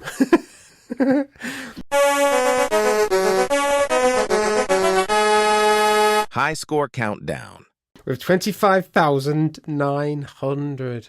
And that is 2 games. I think I got to the second person. And then, wow. Yeah, she's just did me head in. Was it a lady, the second one? I can't even remember. Star, wasn't it? Yeah, lady. Yeah. You got to her. That was it. Yeah, that was it. Pathetic. I know. Pathetic. You couldn't beat a lady. 25,900, and I struggled to get that. I thought, God, it's just not. I've tried it loads of times over the year because I like the feel of it. I like the way he jumps. Is there another one? Is it Ninja Spirit with the guy with a massive jump? Is it Ninja Spirit? Yeah. Yeah. Yeah. I like the way he jumps in that. But as soon as you go in for a kick, they just batter you. Well, I was going to say, if you haven't got any nostalgia, it's probably going to be a difficult game to get into. But you say that, you put games on this podcast that I've got no nostalgia for and I've got into. So it's not that. It's just, it is a very early fighting game. And, it's basic. It hasn't got the skill sets of, Samurai Showdown, Street Fighter, but it's got its place in history. It's done a few firsts, the KO bar, the move sets, having a joystick and buttons instead of, there was no other game like it, Karate Champ had 2 sticks, didn't it, for the... Yeah, but it was sluggish, it was slow. I know Vic likes that game, but that reminds me more of International Karate or Way of the Exploding Fist. Yeah. Which were good games, don't get me wrong, I enjoyed them in their day. But for an arcade game, I think it needs to be a bit quicker. Kung Fu had speed. It did have speed, and I love the character movements on Kung Fu. I think it's a little fantastic, but it lends to, I guess, some of the enjoyment of just watching it and playing it. Definitely superior to Karate Champ, in my opinion, no doubt. Yeah. So Mr. Messi with 28,200. Kung Fu, as Bruce Lee once said, kick 'em right in the face. Could this be considered a decent cousin of Street Fighter 2? I'd say yes. And for that reason, with regret, you're fired. Yeah, The Apprentice. Retro Rex, 50,200. Adam Flint, 59,400. Being a Taekwondo man myself, hearing Alex Karate Tales and Sean's Krav Maga. Krav Maga. Yeah. Misadventures got me wondering whether all middle-aged retro gamers have a secret martial arts pastimes. Was Vic keeping quiet about judo? A mystery. Kung Fu, therefore, seemed like an apt choice of a game this month, but lacking nostalgia, as I've never played it in my youth. Sadly, wasn't one I gelled with. I think I'll stick to sparring in the dojo. Nevertheless, please find my attached high score of 59,000. Ooh, we're on Zestora now. We're still on the 1 points, so there's a lot of people that beat me by actually playing it. 61,600. Sal Bug, 62,200. I only tried this game a few times because I couldn't figure out how to skillfully defeat an opponent. It felt too random, like I was just moving and pressing buttons randomly versus winning by skill. But maybe it's just because I suck so much. I think it is too. He is Jimmy, 64,200. I love Diecade Plus on the C64. One of my favourite ever games. I like that. Did you what was that the one you did a special move in the pants fell down? Yeah. Yeah, you did a special move and the pants fell down, yeah. But I've never clicked with the beat 'em up since. I thought, Kung Fu might do it, but I just don't have the patience to learn the moves. It's me, I like 3 buttons, fire, shield, and smart bomb, something like that. If there's not bullets in the game, I'm a bit concerned. But I just didn't have the patience to learn the moves. So just a token score from me. Well done, Jimmy. Bill Willem, 73,600. Johnny B, see you in Blackpool, mate, 76,800. Sorry, Lewis Wellham, 79,700. He is Bill Wellham's son. Oh, okay. He did really well one year. He was like a 13, 14-year-old lad. He did amazingly well on the scores. Mr. 20 to 5, 96,100. One game. He got this in one game. It also reminds me of why I've never liked this genre. Sorry, guys. It's a hard no from me. Mark What No Gravy, 104,000. Cradster, 105,900. One-on-one fighters, not my favourite genre, but I enjoyed the simplicity of this one compared to modern fighters. Yeah, I suppose there is that. Basil the Sane. Strange name. Lots of button, lot of button bashing. Button mashing. You're mashing your buttons up, boy. Nice sound and graphics for the time. Controls feel a little sticky. Fun in short bursts. Didn't manage to get past club. I saw him at Nerg, and every time I see him, I say, where'd you get your name from? And he tells me, then I forget. Oh. Well, that is a very unusual name. It's Basil the something you Sane, can yeah. stick with the rest of your life, isn't it? It's something to do with something, and then something happened, and then he did something. Yeah, that's a good explanation, isn't it? Majok, still on the 1 points, 144, 600. The feeling of Kung Fu is strong in this game, but it's not as good as Karate feeling on the dual stick control of Karate Champ. He likes Karate Champ more. Deadlock, 150,600. Back from the holidays and had my first go last night. That's not bad for a first go. John Retro, he does all the PDFs, does Martin Deadlock. Like like he did our PDF, RGDS, Retro Asylum. He does them all. Sweet. I actually use that because it's easier than flicking through the website, which doesn't exist anymore, is it? John Retro Reload, 151,000.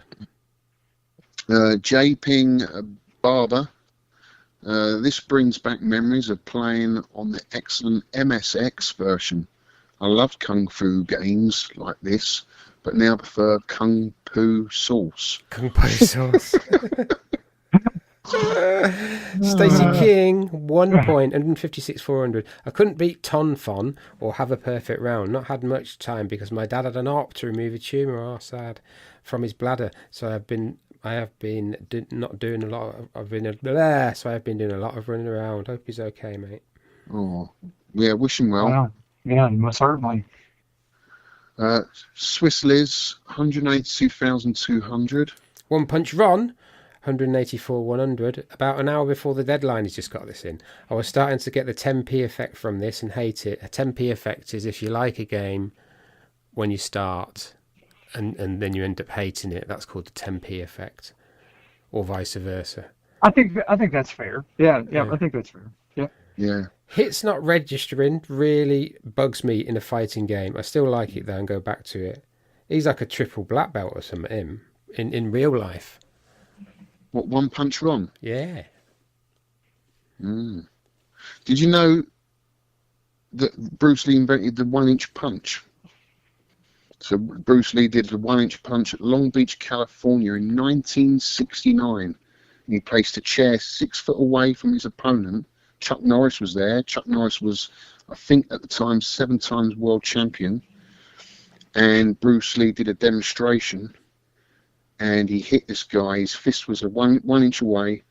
And he knocked this guy flying 6 foot into this chair. And it just blew everybody away. And that's how he got to know Chuck Norris. Yeah, and you can find the clip on YouTube. I think I've seen it, yeah. Yeah, it's pretty impressive.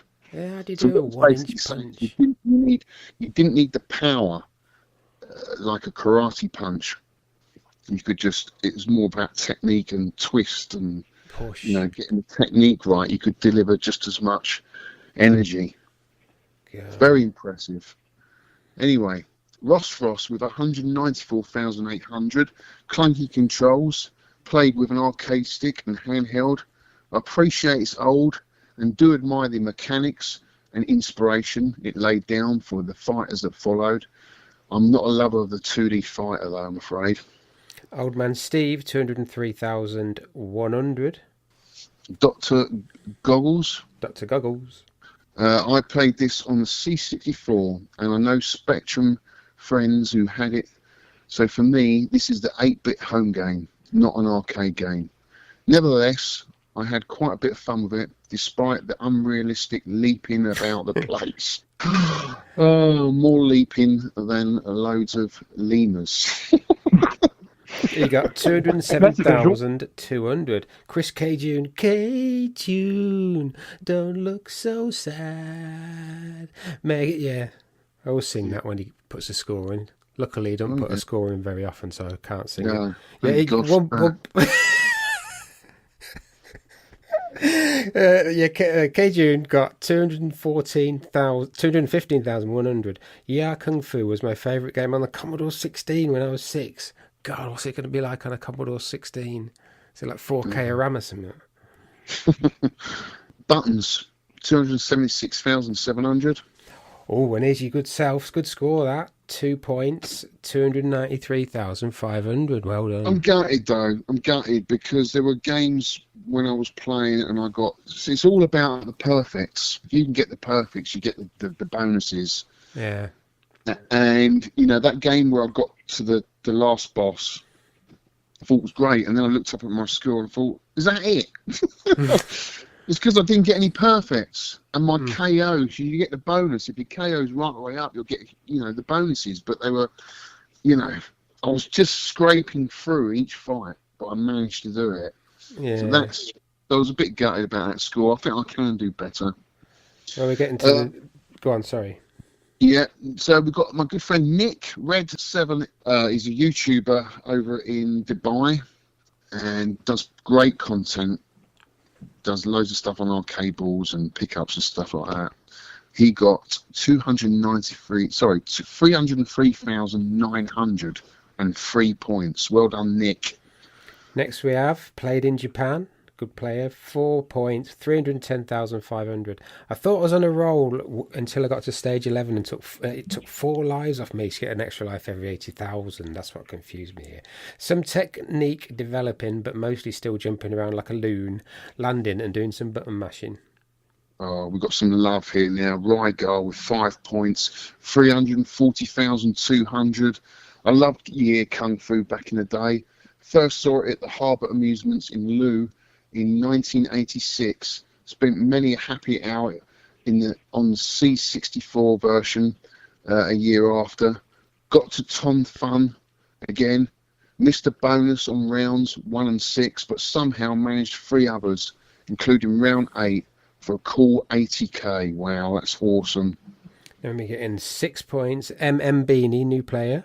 383,600. Might take long time to master this one. Brilliant. I see what you did there. And you look at his score, you look at the picture, and he's done it on an arcade 1-up.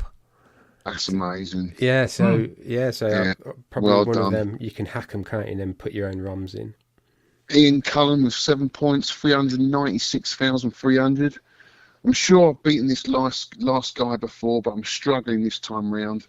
I'll have another crack at this before the deadline. Right, in third place is Retro Russ. He's done really well. 8 points, 408,200. The Art of Fighting Without Fighting. That's Bruce Lee. He's been putting these on Twitter all week. Different quotes from Bruce Lee. Oh, Mr. Berserker, 9 points, 482,700. 6 lives, and still no success on round 12. Getting silly now. Hang on a minute. So you got to the last boss, and you got that score. Yeah. So he must have been getting loads of perfects. Must have been, yeah. He got 6. He got there with 6 lives. That is. Yeah. If you got a life every 80,000, he hadn't lost a life till he got. He's been getting it, yeah. Because you can. Some of the projectiles that are thrown at you, I can't remember. I think it's fan. You can actually get points for kicking them. All right. Points. You can just sit there pressing kick button or punch. And as long as you time it right and you get the projectiles spot on, you'll get points for that. So if I would have known that, I would have carried on playing. Sorry? If I would have known that, I would have carried on playing. Oh yeah. Go on, who's the winner? Right, the winner is Mr. Aid Skyway with 10 points, 526,300. Had a couple of good runs. If you can somehow string a few perfects together, it shows how much it boosts the old score. Find it hard to be consistent though. Sometimes the game just wants you to lose. That's my problem. It wanted me to lose, so I did. I lost and then left. So thanks for all them scores, a lot there. Thank you, lads. Yeah, brilliant. Well done, Aid. That's a fantastic score. A lot of love for that game, actually. Yeah. And the overall standings now, I think, what is it now? We've got October, November, December. So we've got 3 more games possibly this year. Might try and get another one in. Rygar is number 1 first. He's won it the last 3 years, by the way. 69 points. Mr. Berserker, 59 points. He couldn't play Balloon Fight because he couldn't find the correct ROM for Balloon Fight. He could only find the NES ROM, so he couldn't play that one. So I think that's why he's gone down a bit. Aid Skyway, 53 points. Scout Sal Bug, 35 on, and Sal Ross, 23. I'll put all these on the website. He is Jimmy, 22. Mr. 25, 20. Me, 20, 9 points. I've got an average of 2.1 points a game. That's terrible. And then you got Eastwood, 71, and One Punch Ron. In the rear of it, whatever you call it. Yeah, so there's loads of people played that. And I'll put the full score table on the website. That's great. I'm glad it's popular. So in conclusion, Mr. Crowley and Mr. Roberts, what do you think of this god-awful game? Go on, Whitney, you go first. I mean, as far as do you want me to rate it, or how do you want to go about that? You can. Yeah, just a conclusion, and then just sort of how many 10p's you would have put in it, or how many quarters out of your, or how many quarters there is in a pound. That's not right, is that? Well, it'd be 4 because I'm at a pound to $1, so that'd be 4. Yeah. 4 quarters. Okay, so yeah, how many quarters would you put in this game back in the day? Oh, easily 2 out of 4, and I think that's saying a lot. So for you guys for 10p, that'd be 5 out of 10. Okay. Yeah. But so I would put half of $1 in this playing it. It's certainly not the best game I've ever played, but it's far from the worst. And I like the dynamics of it, and I've just always liked the style of it. So yeah, I would play this over and over again compared to Kung Fu Master, no doubt. So Kung Fu Master, yeah, I forgot about that. I really like that one. I've just put two 10 pences. 2 out of 10. Okay. Yeah, I really struggled to put an hour into this. Don't like the gameplay, never have done, but I really tried to like it, as it's one of the contest games. I just kept leaping around by accident and instead of performing the moves. I just don't gel with it. I've played over the years. I keep going back to it because it has got a good feel, because you can leap and you can kick and that. But I just, when you get close into someone, it's just you've got a very short kick and a very short punch. It just doesn't feel great to me. But I do like the graphics, nice and crisp and clean. They're like, and the sounds are good as well. Yeah, they are. Yeah, the sounds are good. Good backgrounds. There's a couple of backgrounds to it. Yeah, the sound effects really get you into the game, I think. Speech nice as little well, nice little tune going. There's a nice whack when you hit the opponent. There is. That's what you want. It's almost satisfying, I mean, from that regard. Yeah. When Bruce Lee always said, karate was like an iron bar, and when it hits, it goes whang. But Kung Fu is like an iron ball with a chain attached to it, and it goes whang, and when it hits, it hurts. I love that. And this game, you can feel the pain, when you're getting hit. So you can hear it too, yeah. Yeah. Well, I would have put 7 10p's in this game for me. And I saved 30p for another game back in the day. So, yeah, pretty good score, I think. Above average game. Good fun. I'll put some of these links in the show notes. There's a Year Kung Fu Perfect, which is amazing. And the home and console versions, I won't go through them all, but I looked at them. The ones that stood out for me was the C64 version that looked really good. And the Game Boy Advance, but I think that was it looks like it was an actual port of the arcade ROM, because at that time on the Game Boy Advance they could do that, couldn't they? They could port the ROM. It looked exactly the same. But yeah, so the C64 one I think is really good for an 8-bit conversion. Some of them look really ropey though. They would do, the ZX Spectrum one was awful, and I remember going to buy it, because it had a lovely Konami box art to it. I've still got it today. You know, the original one that I bought with my paper round money. And I remember getting it home because I loved this game in the arcade, and just being so disappointed. It was such a terrible game on a ZX Spectrum. I mean, just no sound effects, you know, terrible. But, you know, it did leave quite a legacy, this game. They say that, I know this is Vic's favourite game, Kicker. Shaolin's Road is the sequel to Ye Kung Fu. No, did you know that? Yeah, No, I did not know that. That is a fantastic game. That is. It is. It flows well. It just worlds apart for me. Yeah. You jump up and down them platforms, and it's just so. What's the word? The controls just flow really well with it. Yeah. I've got the ball of that. I need to get that back, but I was really enjoying that because Vic used to go on about it. I think he'd kind of loop it for like hours. Yeah, yeah.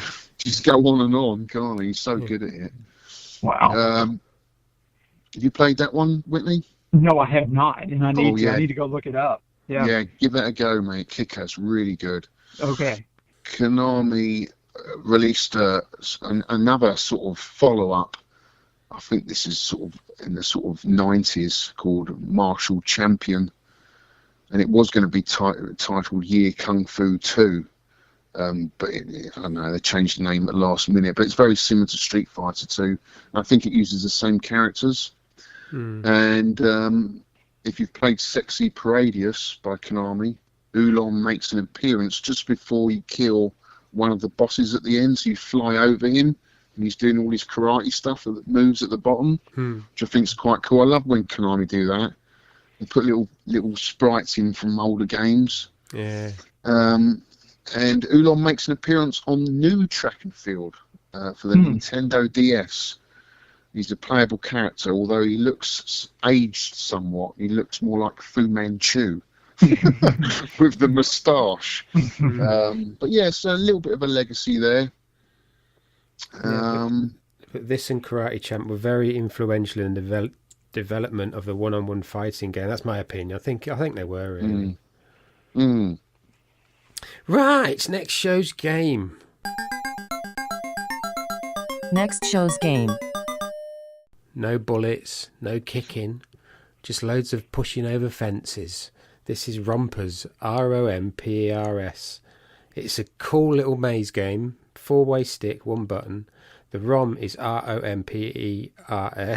I can't spell. It's Japan, new version, revision B. It's the default game. The difficulty is default. If you look in the service menu, it's the same. I've checked on Raspberry Pi as well. Type A, flip off, player 3, rank none. We don't need to know all that because it's default. It looks really good. Whoever mentioned Rompers, can you get in touch? Because I can't find who mentioned it. Someone mentioned it like maybe 6 or 7 months back. Said, have you seen this? So it's always been in the back of my mind. There's not a lot in my mind, you know, as you can tell. But yeah, it looks really good. Rompers. Check it out, kids. You've got till the 12th of October, 1700 UK time. Yeah, 5 o'clock UK time, 12th of October. That's like a month-ish from now by the time I've finished editing. And how do you reach us?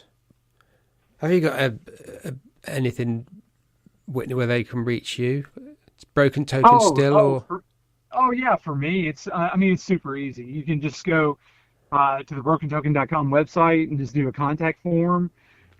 That's easy enough. Of course, we maintain Twitter presence, or I guess X, just at Broken Token. That's the podcast X handle. My personal one is just at 8BitWit. I'm on there as well, and we have a Facebook page, just facebook.com/brokentoken as well. So you can send us a chat message there, and be more than happy to engage and reply.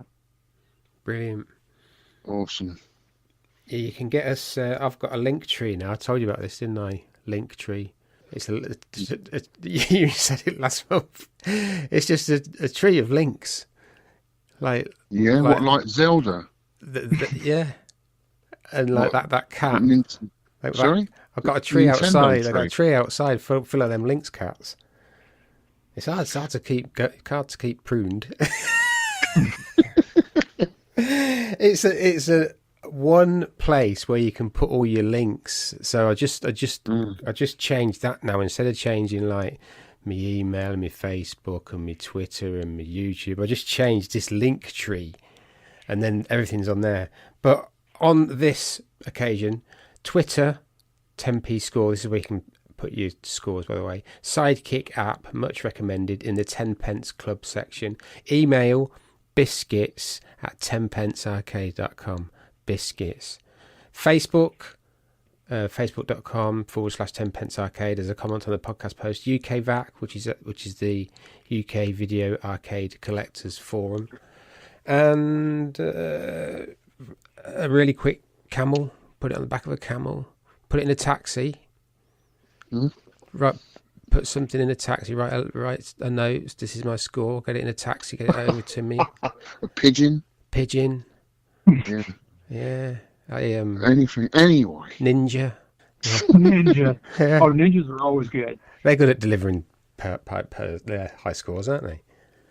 But, yeah, sorry about that, kids. Right, so thank you for listening, and thank you for joining us, Whitney. It's been really brilliant, and we really do appreciate it. Oh, I had a load of fun. Thank you guys for allowing me to hang with you through the whole thing. So I appreciate it.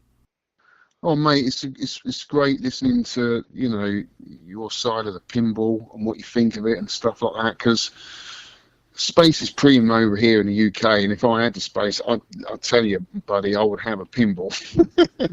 Yeah. And it's interesting to see, you know, your spin on it stateside, because I know that's where they're made. You know, they're made, still made in Chicago, aren't they? Still made in, yeah. Most all of them are made in either Chicago, predominantly Chicago. There's a few others like in Wisconsin that's spooky, and Texas, and sprinkled around, but Chicago is the heart of it all. Yeah. Yeah. Yeah. I mean, Atari made a couple of pins, didn't they? They did. They made a few pins. Yeah. I never liked them. They were wide bodies, and I just never. Yeah. Hercules. Was that but one? Hercules, Superman. Yeah. You must be quite proud of the fact that it's got the Stars and Stripes on a lot of these pinballs. They're made in the USA. Yeah, I mean it's great to see, because there's not a lot of super easily identifiable pieces of machinery that are made in the USA anymore. And something like a pinball machine where it's easy enough to move around, and it's not difficult to get from one place to the next or anything like that. And it does. It's got the Stars and Stripes on it, so that's very nice. I mean, for me, it does. It makes me feel good, just like you guys. When you see something with Union Jack on it, for sure. It's just like, I'm glad to see that. Yeah. I mean, for me, it's the Triumph motorcycles. When there I see you go. them, Yeah. I think I'm proud. They make most in house still, and it's just fantastic to see. The name still being flown on the British flag. And and that's honestly that's how that's how I wish more things were that way. Yeah. Well, mate, it's awesome. I don't know. Is there any British-made pinballs? I don't think so. Is there? Not that I'm aware of. No. Not that I know of. Yeah. What was that one I played at the show? It was the David Bowie one. Labyrinth. Yeah, that got. There's always people queuing up for that. Who did that? Oh God, who did it? Who did that? Because I was chatting. I did an interview with the guy who did the voiceover. Yeah, Labyrinth was a company called Barrels of Fun, I believe. That's it. Yeah. They're American as well. They are American as well. I say that. Let me verify that and make sure I believe that they are. But that was a good pin. I enjoyed playing that. Yeah, there's no doubt about it. I mean, I've heard nothing. I've not played it, but I've heard nothing but great things about them. From that regard. Is that's their first pin, isn't it? It is. Yeah, it sure is. Yep. Wow. It's I played it. Yeah. Okay. Barrels of Fun. They're in Houston, Texas. I just found it. So yeah. Yeah. Yep. Yeah. Yep. So American made. So. Sweet. Well, mate, thank you so much for coming on. I hope you return to your podcast very soon. Thank you. Yeah. I hope we're able to as well. So something Britt and I just need to sit down and talk about. it's not fair for me to say something without talking to him. So Yeah. that's just something we got to Sure. talk through. So yeah. Well, say hi to Brent for us. I will Hope do he's doing it. all right. Yeah, I will do it. Yep, he's doing good. So I'll make sure to pass along. But no, thank you guys for having me on. I mean, it was great fun. Appreciated the banter and the discussion. It's great. So Our strange English sense of humour. I love it. I absolutely love it. The only thing is, Alex, I want to see pictures of that Dolly Parton once you got it. Yeah, and if you're going to see the guys at Stern, have you been to the factory at Stern? Tell them to do the Benny Hill Show pinball. That's what we want to see. Right? Okay, got it. With the slapping the bald guy on the head, and all the Hills Angels running around the plane. Yeah. Oh, it would That's be what we great. want. I'll tell them that it's an untapped market. How about that? Yeah. All right, dude. All right, guys. You all have a good one. Thanks for having me on. I appreciate it. Cheers, Whitney. Yeah. And Cheers. thanks everybody for listening. Thank you for listening, kids. Catch you next time. Yeah, All right. get those scores in.